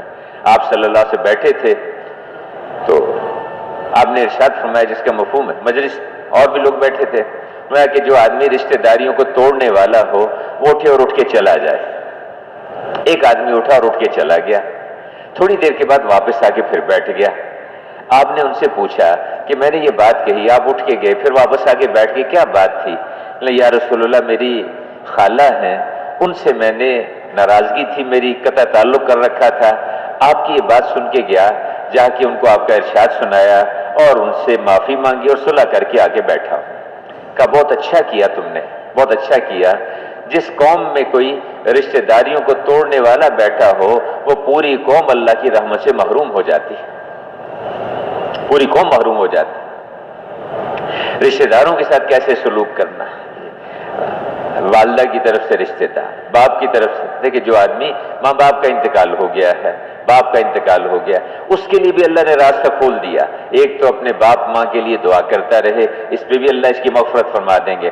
ماں باپ کا حق ادا نہیں کر سکا ان کی زندگی میں، بعد میں ان کے جو قریبی رشتہ دار ہیں، باپ کے بھائی ہیں، ان کی بہنیں ہیں، پھوپھیاں ہیں، چچا ہے، تایا ہیں، اسی طرح ماں کے اس کے ماموں ہیں، خالہ ہیں، ان کے ساتھ، یا ان کی کوئی والد کے کوئی ان کے کوئی دوست وغیرہ قریبی ہیں، ان کے ساتھ اچھا سلوک کرتا رہے، انشاءاللہ یہ اسی میں شمار ہو جائے گا، اللہ اس کی بھی مغفرت فرما دے گا، وہ آپ کا فرما بردار شمار ہو جائے گا۔ ایسے میرے بھائی اور دوستو، اللہ نے ہمیں آپ کو اصول بتا دیے، احکامات بتا دیے، اپنے حبیب صلی اللہ علیہ وسلم کے ذریعے سے زندگی گزارنے کے ضابطے بتائے ہیں۔ آپ صلی اللہ علیہ وسلم نے ہر اعتبار سے رہنمائی فرمائی، گھر میں زندگی کیسے گزارنی ہے، کپڑا پہننے کا کیا اصول ہے، کپڑا اتارنے کے کیا ضابطے ہیں، جوتا پہننے کا کیا طریقہ ہے، جوتا اتارنے کا کیا طریقہ ہے۔ آپ صلی اللہ علیہ وسلم سفر میں تھے، موزہ پہننے لگے تو ایک موزہ پہننا، اتنے میں اوپر سے کوا آیا اور دوسرا موزہ اٹھا کے لے گیا، اوپر لے کے گیا تو وہ اوپر سے نیچے گرا، اس میں سے ایک سانپ نکلا اور دوڑا، سانپ نکل کے دوڑا، اور وہ اس کے بعد آپ نے فرمایا کہ جو بھی موزہ پہنے یا اسی میں یہ بند جوتا جو ہے اس کو پہنے تو اچھا یہ ہے کہ اس کو پہلے جھاڑ لے، ہو سکتا ہے کوئی کیڑا مکوڑا کو سانپ بچھو اس کے اندر گھسا ہوا ہو۔ اللہ کے رسول نے زندگی، میں عرض کروں کہ پوری زندگی اللہ کے حبیب نے ہمیں بتائی، کھانے کا طریقہ کیا ہے، پہننے کا طریقہ کیا ہے، شادی غمی کا طریقہ کیا ہے، کاروبار کا طریقہ کیا ہے، آسمانوں سے وہ زندگی لے کر آئے۔ میرے بھائیو، جو زندگی کو سیکھیں گے اور زندگی کے مطابق اپنے آپ کو لے کر چلیں گے، اللہ پاک ان کے حالات کو ٹھیک کریں گے۔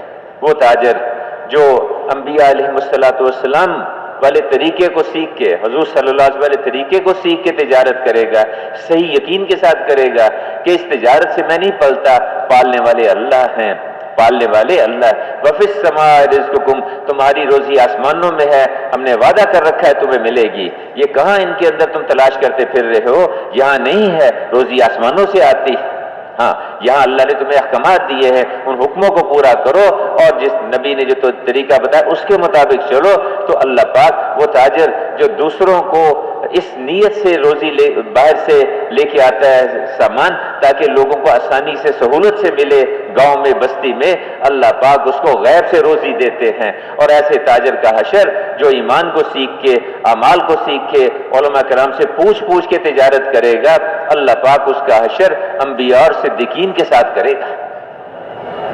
وہ ملازم جو ملازمت کے متعلق اور مزدوری کے متعلق احکامات سیکھتا ہے، اللہ کے رسول کے طریقوں کو سیکھتا ہے، یہ یقین کرتا ہے کہ میں اس سے نہیں پلتا، اللہ پاک پالنے والے ہیں، رب اللہ ہیں، میں اللہ کے حکموں کو پورا کروں گا، اللہ کے رسول کے طریقے پہ چلوں گا، اس پہ اللہ پاک اس مزدوری میں بھی مجھے کامیاب کر دیں گے، اس جھونپڑی میں بھی اللہ مجھے عزتیں دیں گے، راحت دیں گے، اطمینان دیں گے، اس یقین کے ساتھ وہ چلتا ہے۔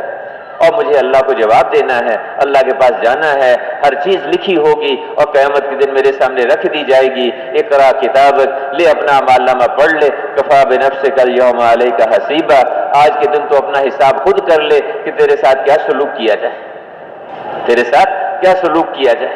پریشان ہو جائے گا، اے اللہ کیسی کتاب ہے یہ، نہ کوئی چھوٹی چیز چھوڑی نہ کوئی بڑی چیز چھوڑی، سب کچھ اس کے اندر لکھ دیا، کدھر جاؤں گا۔ اب وہ اس یقین کے ساتھ کہ مجھے پالنے والے اللہ ہیں، رب اللہ ہیں، عزت دینے والے اللہ ہیں، امن دینے والے اللہ ہیں، حالات بنانے والے اللہ، مجھے تو اللہ کی ماننی ہے، اللہ کے رسول کے طریقے پر چلنا ہے۔ اس مزدور کو بھی اللہ پاک کامیاب کریں گے، کہ ایسا مزدور جو مشقت سے، محنت سے کماتا ہے اور ان صفات کے ساتھ ہے، اللہ پاک جو ہے وہ اللہ پاک کا دوست ہے، اللہ پاک کا حبیب ہے۔ تو اللہ نے ہمیں احکامات دیے اور اللہ کے رسول نے اس کے متعلق ہمیں طریقے بتا دیے ہیں۔ اب یہ جو 5 وقت کی جو نماز ہے میرے بھائیوں، جو نماز کفر اور اسلام میں فرق ڈالنے والی ہے، جو نماز کا اہتمام کرتا ہے اللہ پاک اس کی روزی میں برکت دیتے ہیں، جو نماز کا اہتمام کرتا ہے اللہ اس کو اپنی ذمہ داری پر جنت میں داخل کریں گے۔ نمازی شہنشاہ کا دروازہ کھٹکھٹاتا ہے اور جو دروازہ کھٹکھٹاتا رہتا ہے، یقینی بات ہے کہ وہ دروازہ ضرور کھلتا ہے۔ صحابہ کے ہاں کوئی مسئلہ پیش آ جاتا تھا، فوراً مسجد کی طرف کو، فوراً نماز کی طرف کو چلتے تھے۔ ابو ہریرہ رضی اللہ عنہ بیمار تھے، پیٹ میں درد تھا، آپ نے پوچھا ابو ہریرہ کیا بات ہے؟ کیا رسول اللہ پیٹ میں درد ہے؟ کہ اٹھ نماز پڑھ، نماز میں شفا ہے، نماز میں شفا ہے۔ بھوک آ گئی، آپ صلی اللہ علیہ وسلم بھوکا، گھر میں آ کے پوچھا کچھ کھانے کو ہے؟ کچھ نہیں۔ مسجد میں گئے، جا کے نماز پڑھی، اللہ سے دعا مانگی، پوچھا آ کے کچھ ہے کھانے کو؟ کچھ نہیں۔ پھر گئے، پھر نماز پڑھی، 2 دفعہ 3 دفعہ 4 دفعہ نماز پڑھی، اللہ سے دعا مانگی، اللہ پاک نے اس کا انتظام کر دیا۔ بدر کے موقع پر اب ایسے حالات بن گئے، سارا باطل 1000 آدمی ہتھیاروں سمیت سب کچھ لے کے آ کے کھڑے ہو گئے، اور ادھر 313 خالی ہاتھ، چند ہتھیار چند سواریاں مقابلے پہ۔ آپ ساری رات نماز میں دعا میں، نماز میں دعا میں، کبھی سجدے میں کبھی رکوع میں، یا حی یا قیوم برحمتک نستغیث، یا حی یا قیوم برحمتک نستغیث، یا حی یا قیوم، ساری رات دعا مانگ رہے، ساری رات رو۔ اور اللہ پاک نے پھر دکھایا اللہ نے کہ وہ 313 کو اللہ نے غالب کیا، اور اللہ پاک نے ان 1000 کو اللہ نے شکست دی، اللہ نے ان کو ناکام کیا۔ میرے بھائیوں، نماز راستہ ہے، اور کوئی پریشانی آ جائے مسجد کی طرف کو چلنا، مسجد کی طرف کو چلنا، خوف آئے مسجد کی طرف کو چلے، تنگی کا حال آ جائے مسجد کی طرف کو چلے۔ حضرت عمر رضی اللہ عنہ کے زمانے میں مدینہ منورہ میں قحط آ گیا۔ اب قحط آیا تو آپ نے کچھ انتظام کرنے کی کوشش کی، جو حاکم ہے بڑا ہے اس کے ذمہ ہے کہ وہ اس کا انتظام کرے اپنی طرف سے جتنا اس کے بس میں ہے، تو انتظام کیا، لیکن قحط دور نہیں ہوا۔ عمر ابن عاص رضی اللہ عنہ مصر میں تھے، ان کو خط لکھا، سارے حالات لکھے کہ دیکھو تم وہاں پر جو ہے مصر میں ہریالی اور سب کچھ پیداوار سے موجود ہے، اور یہاں مدینہ میں یہ حالات ہیں۔ انہوں نے جواب میں لکھا کہ جی میں اتنا بڑا قافلہ بھیجوں گا سامان کا کہ پہلا اونٹ اس کا مدینہ میں ہوگا اور آخری اونٹ اس کا مصر میں ہوگا، اتنا سامان بھیجوں گا آپ کے پاس۔ انہوں نے بھیجا، قافلہ بھیجا، اتنا سامان بھیجا، لیکن قحط دور نہیں ہوا۔ بھیک مانگنے سے، خیر حضرت عمر رضی اللہ تو انہوں نے اپنی مسئلے سے بات کہی تو انہوں نے قحط دور نہیں ہوا۔ حضرت عمر رضی اللہ عنہ نے اللہ اکبر پریشان ہوئے اور دعا مانگی کہ یا اللہ میرے زمانے میں میری کوئی امت جو ہے وہ ہلاک نہ ہو جائے، پریشانی کا اظہار تھا، پریشان ہوئے تو اللہ اکبر کہتے کہ حضرت عمر رضی اللہ عنہ دیکھیں اگر دجلہ کے کنارے کتا بھی اگر بھوکا مر جائے تو عمر تجھ سے پوچھا جائے گا اس کے بارے میں، کتا بھی بھوکا مر جائے۔ اپنی ذمہ داری کا احساس تھا کہ میرے اوپر ذمہ داری ہے، کہ روتے تھے کہ میرے زمانے میں یہ امت کہیں ہلاک نہ ہو جائے میرے۔ تو ایک صحابی انہوں نے بکری ذبح کی، جب بکری ذبح کی تو اس میں سے خون اور ہڈیاں، اس کے سوا کچھ نہ نکلا۔ وہ پریشان ہو گئے کہ ایسا عجیب قحط کہ بکریاں بھی اس طرح، تو اس کو دیکھا اور کہا واہ محمد، کہ اگر حضور کا زمانہ ہوتا تو ہمارے ساتھ یہ تو نہ ہوتا۔ اور اسی میں وہ غنودگی چھا گئی، بے ہوشی سی ہو گئی اس پہ، اس دکھ کی وجہ سے۔ اسی میں حضور صلی اللہ علیہ وسلم کی زیارت ہوئی، اور آپ نے کہا کہ یہ عمر کو کیا ہو گیا، میں تو ان کو بڑا عقل مند سمجھتا تھا، اس عمر کو کیا ہو گیا ہے؟ اٹھے فوراً اور حضرت عمر کے پاس گئے اور جا کے کہا، اندر سے پوچھا کون کا رسول اللہ صلی اللہ علیہ وسلم، کہ اللہ کے رسول کا قاصد آپ کے پاس حاضر ہوا ہے اللہ کے۔ تو حضرت عمر رضی اللہ تھوڑی دیر کے لیے بھول گئے کہ بھئی تو حضور کا وصال ہو چکا ہے، حضور نے بلایا، ان کا قاصد آیا، فوراً دوڑے، تو راستے میں خیال آیا کہ بھئی تو حضور کا تو وصال ہو چکا ہے۔ باہر آئے، آگے اچھا کیا بات ہے، سارا قصہ سنایا انہوں نے، یہ ہوا کہ اچھا، ان کو ساتھ لیا اور مسجد میں چلے گئے اور مشورے والوں کو جمع کر لیا، مسلمانوں کو جمع کر لیا، جو وہاں سب کو بلا لیا، کہا کہ یہ بتاؤ مجھے کہ جیسا میں حضور کے زمانے میں تھا میرے اندر کوئی اس میں تبدیلی تو نہیں آئی، کوئی فرق تو نہیں آیا؟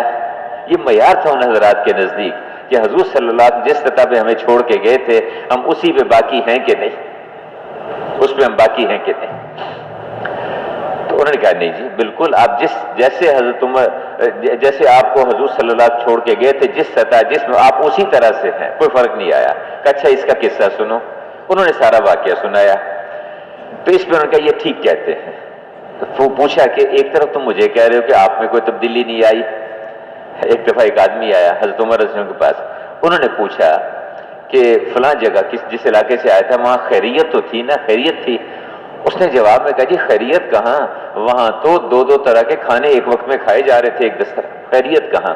یعنی ان حضرات کے نزدیک خیریت کا مطلب یہ تھا کہ جس سطح پہ اللہ کے رسول چھوڑ کے گئے ہیں اس میں کوئی فرق تو نہیں پڑا، کوئی تبدیلی تو نہیں آئی۔ تو یہاں حضرت عمر رضی اللہ عنہ کے بارے میں جب انہوں نے یہ کہا کہ آپ میں کوئی تبدیلی نہیں، کہا اس کی بات سنو، کی بات سنی تو کہا یہ ٹھیک کہتے ہیں. ایک طرف یہ کہہ رہے یہ بھی ٹھیک کہتے، دوسرا مجھے کہتے کو فرق نہیں پڑا. انہوں نے کہا جی آپ تو اللہ کے رسول کے خلیفہ ہیں، آپ کہاں ان اسباب کے چکروں میں پڑ گئے زیادہ؟ آپ تو عمل کر کے اللہ سے مانگتے، آپ تو دعا والے ہیں، اعمال والے ہیں، اعمال پہ ڈالتے سب کو. فوراً اس کا خیال ہوا اور سب کو ساتھ لیا، کھلے میدان میں چلے گئے اور نماز استسقاء پڑھی اور دعا مانگی اللہ سے. اس کا جو طریقہ ہے علماء جو بتاتے ہیں، پانی کی کمی آ جائے، کوئی پریشانی ہو جائے، بارش نہ ہو تو نماز استسقاء پڑھو، اللہ سے مانگو. پانی تو اللہ نے دینا ہے، رب تو اللہ ہے، پرورش کرنے والے اللہ ہیں. باقی میرے بھائیوں، بعض اعمال ایسے ہوتے ہیں جن کی وجہ سے پریشانی آتی ہے. اسراف جو ہے نا جی، اسراف فضول خرچی کرنے والوں کو اللہ پسند نہیں کرتے. پانی میں بھی اسراف ہوتا ہے، پانی میں بھی فضول خرچی ہوتی ہے. ٹوٹی کھولی، وضو کر رہا ہے، پتہ نہیں کتنا پانی بہہ گیا. اس لیے جب اللہ کی کسی نعمت کی ناشکری ناقدری ہوتی ہے تو پھر اس میں اللہ پاک اپنی نعمت کو واپس بھی لے لیتے ہیں. اس لیے تو حضرت عمر رضی اللہ عنہ نے نماز استسقاء پڑھی، اللہ سے دعا مانگی، اللہ نے فضل فرمایا، کرم فرمایا اور بادل آ گئے. اور ابھی اس سے واپس نہیں، راستے میں بادل آئے اور بارش برسنا شروع ہو گئی. اور بادلوں سے آواز آئی، اتاک الغوث یا ابا الحفص، اے حفصہ کے باپ، اللہ کی مدد آ گئی، اللہ کی مدد آ گئی. میرے بھائیوں، ہم تو اعمال والے ہیں. کوئی حال آ جائے ہمارے اوپر، دشمن کا خوف ہو، عمل کر کے اللہ سے مانگیں گے. تنگی کا حال آ جائے، ہم عمل کر کے اللہ سے مانگیں گے. چاہے شخصی حالات ہوں، چاہے ملکی حالات ہوں، چاہے قوم کے حالات ہوں، اللہ نے ہمیں اعمال والا راستہ دے دیا. اعمال اچھے اعمال ہوں گے، اللہ پاک خود حالات کو اچھا کرے گا، پریشانیوں کو اللہ پاک دور کرے گا. لا حول ولا قوت الا باللہ، اس کی جو کثرت ہے یہ بڑی سے بڑی یعنی 99 مصیبتوں کا علاج ہے، 99 مصیبتوں کا. لا حول ولا قوت الا باللہ، اس کی کثرت. اور اس کا سب سے ہلکا درجہ یہ ہے کہ رنج اور غم اس کو دور کر دیتے ہیں. لا حول ولا قوت. آدمی اللہ کا ذکر کریں گے، اللہ پاک اطمینان دے گا. ہم اللہ کا ذکر کریں گے، اللہ کو یاد کریں گے، اللہ اطمینان دے گا. یہ ضابطے ہیں اللہ کے. سبحان اللہ، الحمدللہ، لا الہ الا اللہ، اللہ اکبر. اللہ کا ذکر کریں گے، اللہ پاک کے یعنی یہ کلمات ساتوں آسمانوں کو چیرتے ہوئے اللہ کے عرش پہ پہنچ کے اس پڑھنے والے کا تذکرہ شروع کر دیں گے. میں تم میرا ذکر کرو، میں تمہارا ذکر کروں گا. تم تنہائی میں مجھے یاد کرو، میں اپنے دل میں تمہیں یاد کروں گا. تم مجمع میں میرا تذکرہ کرو، میں فرشتوں کے مجمع میں تمہارا تذکرہ کروں گا. تم اللہ کا ذکر کرو، اللہ تمہارا ذکر کرے گا. ہم دروشی پڑھیں گے، ایک دفعہ دروشی پڑھیں گے، 10 رحمتیں نازل ہوں گی، 10 گناہ معاف ہوں گے، 10 درجے بلند ہوں گے. فرشتے اس درود شریف کو اللہ کے رسول کی خدمت میں پیش کریں گے، فلاں شخص نے آپ کی خدمت میں ہدیہ بھیجا ہے. ایک تسبیح صبح کو، ایک شام کو اس کا اہتمام کریں گے. تیسرے کلمے کی ایک تسبیح صبح کو، ایک شام کو. پھر میرے بھائیوں اور دوستوں اور بزرگوں، اللہ نے ہمیں اعمال بتائے ہیں. اپنے گناہوں پہ استغفار کرنا، تنہائیوں میں بیٹھ کے آدمی سوچے مجھ سے کیا غلطی ہوئی، مجھ سے کیا کیا قصور ہوئے، کیا کیا گناہ ہوئے ہیں. اب تلاش کرے آدمی، اگر غور کرے گا تو بہت سارے گناہ اس کو نظر آئیں گے، بہت ساری غلطیاں نظر آئیں گی. اس پہ استغفار کرے، ندامت، توبہ کا. اللہ پاک بڑے کریم ہیں، اور جب آدمی سچے دل سے اللہ سے توبہ کرتا ہے اللہ پاک اس کو معاف کر دیتے ہیں. کہ اگر تم زمین کے وزن کے بقدر بھی گناہ لے کے آ جاؤ گے، میں زمین کے وزن کے بقدر مغفرت لے کے تم سے ملوں گا، اتنے تمہارے گناہ ہوتے ہیں. اور کہ اللہ پاک یعنی کتنے ہی گناہ ہو جائیں، اللہ پاک سے سچے دل سے آدمی معافی مانگ لے کہ میں اس کی پرواہ بھی نہیں کرتا کہ میں نے اتنے گناہ تمہارے معاف کر دیے. سچے دل سے معافی مانگنا، دل سے توبہ کرنا. اور خاص طور سے میرے بھائیوں بزرگوں، اللہ کی جو نافرمانیاں ہوئیں، اللہ کے رسول کے طریقوں میں جو ہم سے کمیاں ہوئیں، اس پہ ہم اللہ سے معافی مانگیں، استغفار کریں. استغفار کریں گے، توبہ کریں گے، اللہ پاک باغات دے گا، اللہ پاک نہریں دے گا، اور وقت پہ بارشیں دے گا، نرینہ اولاد دے گا اللہ پاک استغفار کی وجہ سے. توبہ اور استغفار اللہ پاک کے ہاں بڑی محبوب ہے. جو آدمی اپنے گناہوں پہ معافی مانگتا ہے، اللہ بڑے کریم ہے میرے بھائیوں، بڑے سے بڑے قصور کو دیکھو، کریم کہتے ہی اس کو ہیں جو جب دشمن پہ قابو پا لیتا ہے تو اس کو معاف کر دیتا ہے، اس کو کہتے ہیں کریم، جو دشمن پہ جب قابو پا لیتا ہے تو اس کو معاف کر دیتا ہے۔ حضور صلی اللہ علیہ وسلم جب آپ کو مکہ مکرمہ میں آپ دعوت دیتے رہے، محنت کرتے رہے، بہت سارے حالات آپ پر گزرے، کوئی مذاق اڑاتے، کوئی ٹھٹا پٹتے، حتیٰ کہ آپ کو مکہ جیسا محبوب شہر چھوڑ کے جانا پڑا، ہجرت کرنی پڑی۔ آپ روتے ہوئے جا رہے تھے اور پیچھے مڑ کے دیکھتے تھے کہ اے مکہ تو مجھے بڑا محبوب ہے، لیکن کیا کروں تیرے لوگ مجھے یہاں رہنے نہیں دیتے۔ اور اس کے بعد اللہ نے حالات بدلے، فتح مکہ کے موقع پر اب 10,000 صحابہ کے ساتھ مکہ مکرمہ میں داخل ہو رہے ہیں، اور آپ جب اس میں داخل ہو رہے ہیں تو جھنڈا تھا حضرت سعد بن عبادہ رضی اللہ عنہ کے ہاتھ میں، جھنڈا ان کے ہاتھ میں تھا، تو ابو بکر حضرت عباس رضی اللہ عنہ اور یہ پہاڑی پہ بیٹھے تھے، دیکھ رہے تھے، اور ابو سفیان کو لے کے ساتھ، ابو سفیان ابھی ایمان نہیں لائے تھے، ان کو ساتھ لے کے کہ یہ دیکھو یہ حضور کے قافلے جو ہے وہ جا رہے ہیں۔ تو ابو سفیان دیکھ کے بڑا حیران ہوا، کہنے لگا کہ تمہارے عباس، تمہارے بھتیجے کی بادشاہت تو بہت بہت بڑھ گئی، بہت اونچی ہو گئی۔ انہوں نے کہا کہ نہیں، یہ بادشاہت نہیں، یہ نبوت ہے، یہ نبوت ہے۔ سعد بن عبادہ پاس سے گزرے، انہوں نے دیکھا اور جوش سے کہا الیوم یوم الملحمہ، آج کا دن تکہ بوٹی کرنے کا دن ہے، تمہارے ٹکڑے ہوں گے آج کے دن۔ ابو سفیان پریشان ہو گئے کہ اپنے قبیلے، اپنے قریش کو یہ خود ہی ختم کریں گے، کیا پروگرام ہے تمہارے بھتیجے کا؟ نہیں، اب حضرت عباس رضی اللہ عنہ بھی ذرا پریشان ہوئے، آگے ان کو لے کے حضور کے پاس، حضور صلی اللہ علیہ وسلم نے پوچھ کیا بات، کیا رسول اللہ آپ کا کیا ارادہ ہے؟ کہا کیوں، کیا وہ سارا قصہ سنایا؟ کہا نہیں ایسی بات نہیں ہے، آج یہ ہے فاتح، کیا ایسی بات نہیں ہے؟ نہیں، الیوم یوم المرحمہ، آج کا دن تو ایک دوسرے پہ رحم کھانے کا دن ہے، ایک دوسرے کو معاف کرنے کا دن، درگزر کرنے کا دن ہے، رحم کھانے کا دن ہے۔ جب قابو پا لیا معاف کر دیا، تو کب بلاؤ ان کو، جھنڈا لے لیا ان کے ہاتھ سے، اور انہی کے بیٹے قیس ابن سعد ابن عبادہ ان کے حوالے کر دیا، تم لے کے چلو آگے۔ جب اس میں بیت اللہ میں جب پہنچے تو اللہ اکبر، بیت اللہ کے اندر آپ داخل ہو گئے، بتوں کو توڑا، اللہ سے دعا مانگی، اس کے بعد پھر آپ جب باہر آئے تو آپ نے پوچھا کہ یہ بیت اللہ کی چابی ہے، یہ کس کو دے؟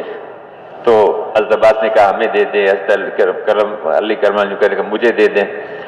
تو اتنے بلایا، کہا کہ عثمان بن ابی طلحہ کو بلاؤ، بلایا ان کو، کہا کہ تمہیں یاد ہے جب میں مکہ میں تھا، میں نے تم سے ایک دفعہ کہا تھا کہ مجھے بیت اللہ کی چابی دو، میں اندر جا کے اللہ کی عبادت کرنا چاہتا ہوں، تو تم نے مجھے ڈانٹ دیا، تو میرے سے ناراض ہوئے تھے کہ تمہیں دوں گا چابی، تو آؤ ادھر آؤ، یہ لو، یہ چابی لے لو، اور یہ اب قیامت تک تیرے خاندان میں رہے گی، یہ درگزر کرنا، معاف کر دینا۔ ہم 95 میں ہمارا حج کا سفر ہوا، تو وہاں منا میں ہم گشت کر رہے تھے، خیموں میں، مختلف عربوں کے خیمے میں چلے گئے، تو ایک عرب نوجوان سے ملاقات ہوئی، اس نے ہمیں یہ سارا واقعہ سنایا، کتابوں میں بھی ہے۔ اس کے بعد کہا کہ میں عثمان بن ابی طلحہ کے خاندان سے ہوں، اور اب وہ چابی ہمارے پاس ہے، کبھی قیامت تک تیرے پاس رہے گی۔ پھر آپ نے پوچھا حضرت عباس رضی اللہ عنہ سے، کہا کہ عباس وہ آپ کے بھائی کے بیٹے کہاں ہیں؟ آپ کے بھائی کے بیٹے کہاں ہیں؟ حضرت عباس نے سے پوچھا، ابو لہب کے بیٹوں کی طرف اشارہ کیا، تو کہا جی ان کو بلا کے تلاش کرتے ہیں۔ تلاش کیا تو وہ عرفات سے مل گئے، 2 بیٹے، ابو لہب کے 3 بیٹے تھے، اور 2 کے ساتھ حضور کی بیٹیوں کا نکاح ہوا تھا۔ جب آپ نے دعوت دینی شروع کی تو ابو لہب نے غصے میں آ گیا اور برا بلا بھی کہا، پتھر بھی مارے، اور بیٹوں سے کہا کہ اس کی دونوں بیٹیوں کو طلاق دے دو۔ دونوں نے طلاق دے دی، ایک نے طلاق بھی دی اور برا بھلا بھی کہا، اور دوسرے نے طلاق دی لیکن چپ رہا، خاموش رہا۔ وہ جس نے برا بھلا کہا تھا اور طلاق دی تھی، اس کو تو ایک واقعے میں ایک شیر نے اس کے ٹکڑے کر دی، چیر پھاڑ دیا۔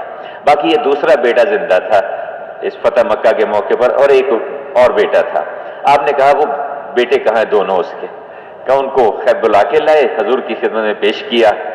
آپ نے ان کو دعوت دی، دونوں کو دعوت دی، اور اللہ کی شان نے دونوں ایمان لے آئے. جب دونوں ایمان لے آئے تو آپ نے فرمایا کہ میں نے اپنے رب سے تم دونوں کو بہت مانگا تھا، اس نے میرے اوپر احسان کیا، تم دونوں ہی مجھے دے دیے اس نے. یہ کون ہے؟ ابو لہب کے بیٹے ہیں، جو سب سے بڑا دشمن ہے. یہ کون ہے؟ بیٹی کو طلاق دینے والے ہیں، اور ان کے لیے دعا مانگ رہے ہیں.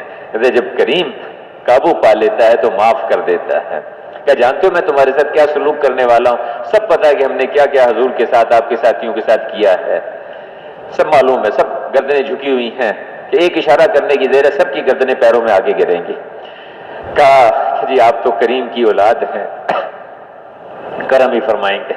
کہا میں تمہیں وہ کہتا ہوں جو کریم ابن کریم ابن کریم ابن کریم یوسف ابن یعقوب ابن اسحاق ابن ابراہیم نے اپنے بھائیوں سے کہا تھا، میں بھی تم سے وہی کہتا ہوں. لا تثریب علیکم اليوم، جاؤ تم سے کسی بات کی پوچھ نہیں، تم سارے آزاد ہو. سب معاف کر دی، ایک جنبش میں سب معاف کر دی. میرے بھائیوں، اللہ نے ہمیں یعنی حضور صلی اللہ علیہ وسلم کی امت میں پیدا کیا. حضور کی اللہ نے ہمیں امتی بنایا، ہم مسلمان ہیں، حضور کی امتی ہیں. اللہ نے ہمیں ایک زندگی دی ہے، اللہ پاک کے احکامات پہ چلنا، اللہ کے رسول کے طریقوں پر چلنا، اس زندگی کو سیکھنا اور ساری دنیا کو اس پہ لانے کی کوشش کرنا.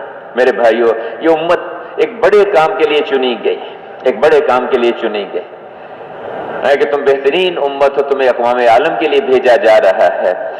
امت دیکھیے کسی ایک قوم کا نام نہیں ہوتا، کسی ایک علاقے والوں کا نام نہیں، کسی ایک زبان والوں کا نام نہیں ہے. کم قسمتی سے آج وہ مقصد سامنے نہ ہونے کی وجہ سے ہماری امت ٹوٹ کے کئی امتوں میں بڑھ چکی ہے. کو اپنی قوم سے اپنا تعارف کرائے، ٹھیک ہے، تعارف کے لیے ہیں یہ چیزیں. یہ امت ہے، ہم مسلمان ہیں.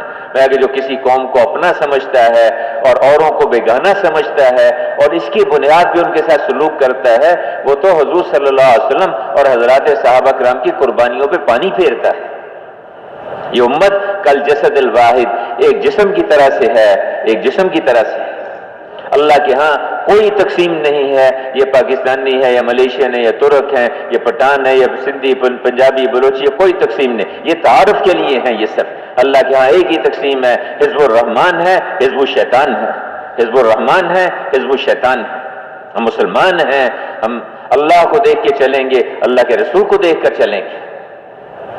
کوئی حال ہمارے اوپر آج ہے، ہم امت بن کے چلیں گے. اور امت میرے بھائیوں، کوئی بھی تنظیم، کوئی بھی انجمن اس وقت انجمن اور امت بنتی ہے جب اس کے سامنے ایک مقصد ہو. یہ امت تب امت بنے گی جب ان کے بچے کے سامنے ایک مقصد ہوگا اور اس مقصد تک پہنچنے کے لیے ایک طریقے پر محنت پہ لگے ہوں گے. ہمارا مقصود کیا ہے؟ اعلاء کلمت اللہ، اللہ کا کلمہ دنیا میں بلند ہو اور کفر کا کلمہ پست ہو جائے. اللہ رحم کرے خالد بن ولید پر کہ ان کے دل میں اور کوئی جذبہ ہی نہیں سوائے اس کے کہ اللہ کا کلمہ دنیا میں بلند ہو. حضور صلی اللہ علیہ وسلم کے پاس قریش مکہ آئے، کہا کہ آپ کیا چاہتے ہیں اس کام سے؟ ایک موقع پر تو ہے کہ وہ جو قریش جمع ہو گئے حضور کے چچا ابو طالب کے پاس، کہ اپنے بھتیجے کو بلا کے سمجھاؤ، ان کی وجہ سے ان کی گشتیں دعوت، ان کی وجہ سے گھر گھر کے اندر جو ہے اختلاف شروع ہو گیا، اس کو سمجھاؤ. آپ بلایا، پوچھا بیٹا کیا چاہتے ہو، کیا چاہتے ہو آپ؟ یہ تمہاری قوم کے سردار ہیں، بڑے ہیں، بیٹھے ہوئے ہیں. میں ان کو ایک کلمہ بتانا چاہتا ہوں، اگر یہ اس کو مان لیں، اگر یہ اس کو قبول کر لیں تو عرب ہو ان کا ہوگا ہی، عجب بھی ان کو جزیہ دینے لگے گا. اس پہ ابو جہل نے کہا کہ وابی کا عشرہ کلمات، تو ایک بات کہتا ہے، ایسی تو ہمیں 10 باتیں بتا، تیرے باپ کی قسم ہم ان کو مانیں گے. اس پہ آپ نے فرمایا یہ کلمہ پڑھو، لا الہ الا اللہ محمد رسول اللہ. دیکھیے یہ کیا بات ہے، یہ ہماری سمجھ میں نہیں آتا کہ سارے خداؤں کو تم نے ایک ہی خدا بنا دیا، یہ ہم نہیں ماننے کو تیار. اور اس موقع پر دوسرے موقع پر فرمایا کہ یا چچا، یا اللہ کا کلمہ دنیا میں اللہ نے مجھے ایک امر دے کر بھیجا ہے، یا اللہ کا وہ امر پورا ہوگا یا میری گردن جسم سے الگ ہوگی، کوئی اس پہ کسی جگہ کوئی سمجھوتا نہیں ہوگا. قریش نے آ کے کہا مال لے لو، سب سے مالدار بن جاؤ گے، بادشاہت لے لو، صدارت لے لو، وزارت لے لو، بادشاہت لے لو، قوم کے قبیلے کے سردار بن جاؤ. जिस औरत से कहते हो सब निकाह कर देते हो, इस काम से पीछे हट जाओ, इसको छोड़ दो। क्या फरमाया? ये तो तुम कर लोगे, जाओ आसमानों से जाओ, सूरज और चांद को तोड़ो और लाके मेरे दोनों हाथों में रख दो, फिर भी मैं पीछे नहीं हटूंगा। मेरे भाइयों, इस उम्मत के सामने एक मकसद था, एक काम था, एक जिम्मेदारी थी। हमने ज़रूरतों का मकसद बना लिया। अजी ये ताजर हैं, ये जिम्मेदार हैं, ये मुलाजिम हैं, नहीं हम तो दाई अल्लाह हैं, हम अल्लाह की कलमे की तरफ लोगों को बुलाने वाले हैं। अल्लाह ने हमें हजूर की नियाबत में पूरे आलम के लिए चुना है। हमारे बच्चे बच्चे को अल्लाह ने इसके लिए चुना है, हमारे बच्चे बच्चे को अल्लाह ने इसके लिए पैदा किया। हमारा बच्चा जब पैदा होता है, बच्ची पैदा होती है, उसके कान में अजान दी जाती है। अजान दावत है, अजान दावत है। इस बच्चे को इस बुनियाद पे उसको खड़ा करना है, ये दावत वाली आवाज को लेकर अक़वाम आलम में फिरे और सारी दुनिया के इंसानों के अंदर ये आवाज लगाए, अल्लाह अकबर, अल्लाह अकबर। अल्लाह बड़े हैं, सब छोटे हैं। अल्लाह बड़े हैं, अल्लाह से होता है। सदर साहब छोटे, वजीर साहब छोटे, मालदार साहब छोटे, बड़ी बड़ी डिग्रियों वाले कुछ नहीं हैं। अल्लाह बड़े हैं, अल्लाह से होगा। अशहदु अल्ला इलाहा इल्लल्लाह, अल्लाह से होता है। इज्जत वो देंगे, अमन वो देंगे, हालात वो बनाएंगे, अल्लाह की मानेंगे। अशहदु अन्ना मुहम्मद रसूलुल्लाह, हजूर वाले तरीके पर मानेंगे, अल्लाह की मानेंगे, हजूर के तरीके पर मानेंगे। हय्या अलस सलाह, आओ आओ अल्लाह के अहकामात को पूरा करो, नमाज का एहतमाम करो, इबादत पे चलो, अल्लाह के हुक्मों को पूरा करो। हय्या अलल फलाह, दुनिया के सारे हालात ठीक हो जाएंगे, आखिरत की सारी कामयाबी इज्जतें तुम्हें मिलेंगी। आओ ये रास्ता है, ये रास्ता है। हमें तो इस आवाज लगाने के लिए दुनिया में पैदा किया। इस कौम को, इस उम्मत को इतने बड़े मकसद के लिए चुना गया, इस उम्मत को चुना गया। हजूर सल्लल्लाहु अलैहि वसल्लम सफर से तशरीफ लाए, आपके चेहरे मुबारक पर सफर की मुशक्कत, वो गर्द के आसार, आपकी साहबजादी प्याले में पानी लेकर आई और अपने दुपट्टे से आपके चेहरे मुबारक को साफ करना शुरू किया और कहा कि अब्बा आप क्यों इतनी मुशक्कत उठाते हैं, क्यों इतना मुजाहदा करते हैं? और रोने लगे, ज़ारो कतार रोने लगे। क्या कि बेटी रो नहीं, रो नहीं, तेरे बाप का दीन हर कच्चे पक्के घर में दाखिल होकर रहेगा। चाहे ऊन का खेमा है, चाहे चमड़े का खेमा है, जहां तक रात जाती है वहां तक तेरे बाप का दीन जाएगा। जो मानेगा वो इज्जत पाएगा, जो इनकार करेगा वो जलील होगा। ये ज़ाब्ते मेरे भाइयों, जो मानेगा वो इज्जत पाएगा, जो इनकार करेगा वो जलील होगा। अल्लाह ने एक रास्ता दिया, एक काम दिया हमें। रबी बिन आमिर रजी अल्लाह अन्हु रुस्तम के पास, नहीं फारस का बड़ा, उसके दरबार में गए। उसने पूछा क्यों आए हमारे पास, क्यों आए हो? कहा हम आए नहीं, अल्लाह इब्तासना, अल्लाह ने हमें तुम्हारे पास भेजा है, हम अल्लाह के नुमाइंदे बन के आए हैं, हम अल्लाह ने हमें भेजा। ये बहुत बड़ी कुव्वत है कि अल्लाह ने भेजा। मूसा अलैहिस्सलाम ने यही कहा कि देखो मैं रसूल रब्बिल आलमीन हूं, अल्लाह ने मुझे भेजा है। हमें अल्लाह ने भेजा है, अल्लाह ने चुना है, अल्लाह ने इस उम्मत को चुना है। मेरे भाइयों, हम अल्लाह ने हमें भेजा है। तो उन्होंने कहा कि अल्लाह ने हमें भेजा है। और क्यों भेजा है? बंदों को बंदों की गुलामी से निकाल ले, अल्लाह की बंदगी में लेकर आए और बंदों को दुनिया की तंगियों से निकाल ले, इसकी आसानियों में, इसकी राहतों में लेकर आए और बंदों को बातिल अदियान के जुल्म से निकालकर इस्लाम की अदल में लेकर आए। इसलिए अल्लाह ने हमें भेजा है। मेरे भाइयों, हम अपनी उस हैसियत को भूल गए, उस हैसियत को हम भूल गए। हम सारी दुनिया के इंसानों को इस पर लाने के लिए आए थे। देखिए लोग जो है वो दीन पर जो आएंगे वो सिर्फ इतना नहीं है कि हम नमाज पढ़ लें, रोजा रख लें, अल्लाह का जिक्र कर लें, इस पर हमें सवाब मिलेगा। लेकिन बाकी पूरी उम्मत इस पर कैसे आएगी? इसके लिए हमें दावत देनी होगी, इसके लिए हमें एक एक के पास जाना होगा। 4-4 महीने लगाने के बाद भी अगर गश्त नहीं करेंगे, दावत नहीं देंगे, लोगों के घर पर घर घर नहीं जाएंगे, तो भाई मेरे बुजुर्गों, इससे वो खैरें फैलेंगी नहीं। खैरें वो महदूद, खैरें तब फैलेंगी जब उसके लिए मेहनत, उसके लिए मुशक्कत होगी, उसके लिए लोगों के पास चल के जाएंगे और लोगों को अल्लाह की तरफ दावत देंगे, अल्लाह की तरफ बुलाएंगे। मेरे भाइयों, हुजूर के नामों में से बड़ा खूबसूरत नाम है सिराजुम मनीरा, रोशन चिराग। चिराग की खूबी ये होती है कि उसके करीब जितने चिराग आते जाएंगे सब रोशन होते जाएंगे, सब रोशन होते जाएंगे। हुजूर सल्लल्लाहु अलैहि वसल्लम का हर उम्मती रोशन चिराग है, हर उम्मती दुनिया में रोशनी फैलाने का जरिया है, हर उम्मती दुनिया में अल्लाह के कलमे को फैलाने का जरिया है। اس زندگی کو ساری دنیا کے انسانوں کو اس پہ لانا، اللہ نے ہمیں آپ کو اس کام کے لیے چنا، اس محنت کے لیے اللہ نے بھیجا ہے، ہم اپنی حیثیت بھول گئے۔ میرے دوستوں اور بزرگوں، اللہ نے ہمیں آپ کو ایک کام دیا، ایک ذمہ داری دی ہے، اللہ پاک نے ہمیں آپ کو بہت بڑے کام کے لیے بھیجا۔ اس لیے ہماری درخواست ہے میرے بزرگوں اور بھائیوں، ہم توبہ کریں، اس پر توبہ کریں، اس پر استغفار کریں کہ ہم نے اس کو اپنا قصور ہی نہیں سمجھا، ہم نے اس کو گناہ نہیں سمجھا، ہم نے اس پہ ہم اللہ سے معافی مانگے۔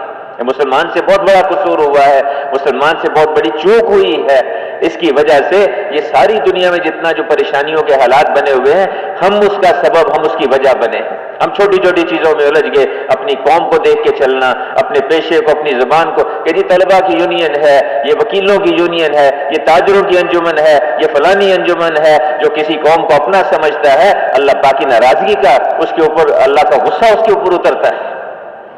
نعرہ لگایا یا اہل القریش، اللہ کے رسول نے فرمایا کہ یہ جو نعرہ لگانے والے، پہلے ان کو ختم کرو، بعد میں دشمن کے ساتھ حملہ کرنا، دشمن پہ حملہ کرنا، اپنے اندر سے ان وجوہات کو ختم کرو جس کی وجہ سے اللہ کی مدد ہٹ جاتی ہے۔ جو اس بنیاد پہ چلیں گے، صحیح اور غلط کو نہیں دیکھیں گے، اللہ پاک کی مدد ان کے ساتھ نہیں ہوگی، اللہ کا غصہ ہوگا، اللہ کی ناراضگی ان کے ساتھ ہوگی، اور ان کے حالات کبھی ٹھیک نہیں ہوں گے، جتنا چاہے زور لگا لے، جتنے چاہے نعرے لگاتے رہے، اس سے ان کے حالات ٹھیک نہیں ہوں گے۔ ہمیں اللہ نے ایک کام کے لیے، ایک مقصد کے لیے بھیجا، پوری امت اس مقصد کو سامنے رکھ کے چلے، اعلاء کلمت اللہ، بچہ اس کو سامنے رکھے، تاجر کے سامنے بھی یہ مقصد، ذمہ دار کے سامنے بھی یہ مقصد، مزدور بھی اس کو دیکھے، غریب بھی اس کو دیکھے، مالدار کو بھی اس کو دیکھے کہ ساری دنیا کے انسانوں کو اللہ کے سامنے جھکانا، اللہ کے دین پہ لانا، اس کی کوشش محنت کرنا میری ذمہ داری ہے۔ اس کو سامنے رکھیں گے، اس میں سے وقت نکال کے اپنی ضرورتوں کو بھی دیکھیں گے، اس سے 2 گھنٹے نکال کے کو کاروبار کو کھیتی باڑی کو ملازمت کو دیکھ لیں گے۔ اللہ نے جس کام کے لیے ہمیں چنا ہے میرے بھائیوں، اس کے لیے جب ہم کوشش کریں گے، محنت کریں گے، اللہ اکبر، ایک ایک روپیہ جو اس پہ خرچ کریں گے، لاکھوں گنا اللہ اجر دے گا۔ ایک جو اس پہ ذکر کریں گے، جو نماز پڑھیں گے، جو دعائیں مانگیں گے، اللہ پاک ایسے ان کی دعاؤں کو قبول کرے گا جیسے انبیاء علیہ السلام کی دعائیں ہوتی ہیں۔ اور ان کا قیامت کے دن اللہ پاک ان کو ان کرسیوں پہ جگہ دے گا جن پہ نبیوں کو بٹھایا جاتا ہے، ان کے چہروں پر وہ نور ہوگا جو نبیوں کے چہروں پر ہوتا ہے، اور اللہ پاک انبیاء کرام کے پڑوس والی جنت میں ان کو جگہ عطا فرمائیں گے۔ اللہ نے ہمیں آپ کو ایک کام دیا، ایک ذمہ داری دی ہے، ایک مقصد دیا ہے۔ ہمارا گھر تاجر کا گھر نہیں ہے، ذمہ دار کا گھر نہیں ہے، یہ ملازم کا گھر نہیں، یہ حضور صلی اللہ علیہ وسلم کے کام والوں کا گھر ہے، حضور کی محنت والوں کا گھر ہے۔ ہم اپنی حیثیت کو سمجھیں، اس پہ توبہ کریں، اللہ سے معافی مانگے۔ سارے کراچی والوں کو ہم توبہ کرائیں، ایک کے پاس جا کے اسے کہیں کہ اللہ سے معافی مانگو، اللہ سے توبہ کرو، تمہیں اللہ نے اتنے بڑے کام کے لیے بھیجا ہے۔ ایک کے پاس جائیں اور جا کے اسے کہیں کہ اللہ سے معافی مانگو، اور ہر ایک کو اس پہ لائیں کہ دیکھو جاؤ اور جا کے اللہ کی طرف دعوت دینے والے بنو، اللہ کے رسول کی طرف دعوت دینے والے بنو۔ خود نمازوں کا اہتمام کرو، اوروں کو نمازوں پہ لاؤ، خود اللہ کا ذکر کرو، اوروں کو ذکر کرنے والا بناؤ، خود اللہ کے احکامات کو علماء کے پاس جا کے سیکھو، اوروں کو سیکھنے والا بناؤ۔ اور میرے بھائیوں، ایک زندگی ہے جس کو اور جہاں یہ زندگی وجود میں آئے گی وہاں خیریں، برکتیں، رحمتیں آئیں گی۔ ہم کیا ایک دوسرے کے حالات کو ٹھیک کریں گے؟ کیا حکومتیں کسی پبلک کے حالات کو ٹھیک کریں گی؟ کیا مالدار غریبوں کے حالات کو ٹھیک کریں گے؟ اللہ پاک ان کے حالات کو ٹھیک کریں گے۔ آسمانوں سے برکتیں اتریں گی، زمینوں سے برکتیں اتریں گی، نکلیں گی، ان کے مالوں میں برکت، ان کی چیزوں میں برکت، ان کی صحتوں میں برکت، ان میں آپس میں محبتیں ہوں گی، ان میں آپس میں جوڑ ہوگا، ہر ایک دوسرے کو نفع پہنچانے والا بنے گا، ہر ایک دوسرے کا خیر خواہ بنے گا۔ جیسے جسم میں ہاتھ پورے جسم کا مددگار ہوتا ہے، آنکھ پورے جسم کے لیے دیکھتی ہے، کان پورے بدن کے لیے سنتے ہیں، ذرا سی تکلیف انگلی میں ہو گئی پورا جسم بے چین ہو جاتا ہے، ذرا سا پاؤں میں کانٹا چبھ گیا پورا جسم بے چین ہو جاتا ہے۔ اس طرح پوری امت میں کسی جگہ کوئی پریشانی آئے گی پوری امت پریشان ہو جائے گی۔ جب امت بنے گی تو ہم پورے عالم کو سامنے رکھ کے چلے اور پورے دین کو سامنے رکھ کے چلے۔ ہماری مسجدوں کی جماعتیں اس کی فکر کریں اور ہمارا گھر گھر میں اس کی فکر، اس کے مشورے چل رہے ہوں۔ اب میرے بھائیوں، عرض یہ ہے کہ ہر مسجد کی جماعت ماشاءاللہ سب ساتھی تشریف فرما ہے 2-4 منٹ میں اب تشکیل میں درخواست سے یہ ایک بہت عجیب سی ایک فضا بن جاتی ہے کہ جو ہی تشکیل شروع ہوتی ہے یہ یعنی بڑے نقصان کی چیز ہے کہ اس وقت میں اٹھ کے آدمی چل پڑتا ہے. اب تک کام کی بات تھی، اب کام کا شروع ہے. جو یہاں اٹھ کے چل پڑتا ہے، بیٹھا رہے ٹھیک ہے، ارادہ تو وہ کرے گا جس کو اللہ توفیق دے گا، نیت وہ کرے گا، لیکن یہ جو اٹھ کے کھڑے ہو جانا ہے اور چل پڑنا ہے یہ بہت نقصان کی بات ہے، اس کے اپنے لیے بھی اور اوروں کے لیے بھی. اس لیے ہم درخواست ہے کہ جب تک تشکیل مکمل نہ ہو سب بھائی تشریف رکھے اور ہر مسجد کی جماعت اس کے بارے میں بتائے کہ بھئی اپنے ہاں سے پورے عالم کو سامنے رکھے. 7-7 مہینے کی، سال کی جماعتیں، 4-4 مہینے کی جماعتیں بتائیں کہ کون کون سی مسجد والے کہاں کے لیے جماعت بھیجنے کے لیے تیار ہیں اور کتنے وقت کی جماعتوں کے لیے فرمائیں جی کھڑے ہو کے. اللہ نے ہمیں اس امت کو بھیجا، چنا ہے اللہ نے ایک کام کے لیے. فرمائیں جی، ہمت فرمائیں. جی ماشاءاللہ فرمائیں جی. چلے کی جماعت کون سی مسجد؟ سعد بن ابی وقاص سے، سعد بن معاذ سے. جی ماشاءاللہ، سعد بن معاذ سے. جی کہاں سے جی؟ کون سی مسجد جی؟ مسجد بیت اللہ. ماشاءاللہ چلے کی جماعت جی. کماڑی مدینہ مسجد سے جی 4 مہینے کی جماعت جی ماشاءاللہ. مسجد طوبہ چلے 4 مہینے کی نقد جماعت جی بھائی. کون سی کالونی؟ گرین کالونی سے 4 مہینے کی جماعت جی. 4 مہینے کی 4 جماعتیں ماشاءاللہ جی. کون سی مسجد؟ عثمانیہ مسجد چاکیوارہ سے سال کی پوری جماعت. اللہ قبول فرمائے، آسان فرمائے. جی رحمانیہ مسجد سے 4 مہینے کی جماعت جی بھائی. جی بھائی کوئی آواز آ رہی ہے؟ زور سے. بسم اللہ بسم اللہ مسجد سے ماشاءاللہ پوری جماعت. اللہ قبول فرمائے ماشاءاللہ. لانڈی سے بھی ماشاءاللہ 2 جماعتیں. اللہ پاک قبول فرمائے، آسان فرمائے. فاروقی مسجد شمالی ناظم آباد 2 جماعت.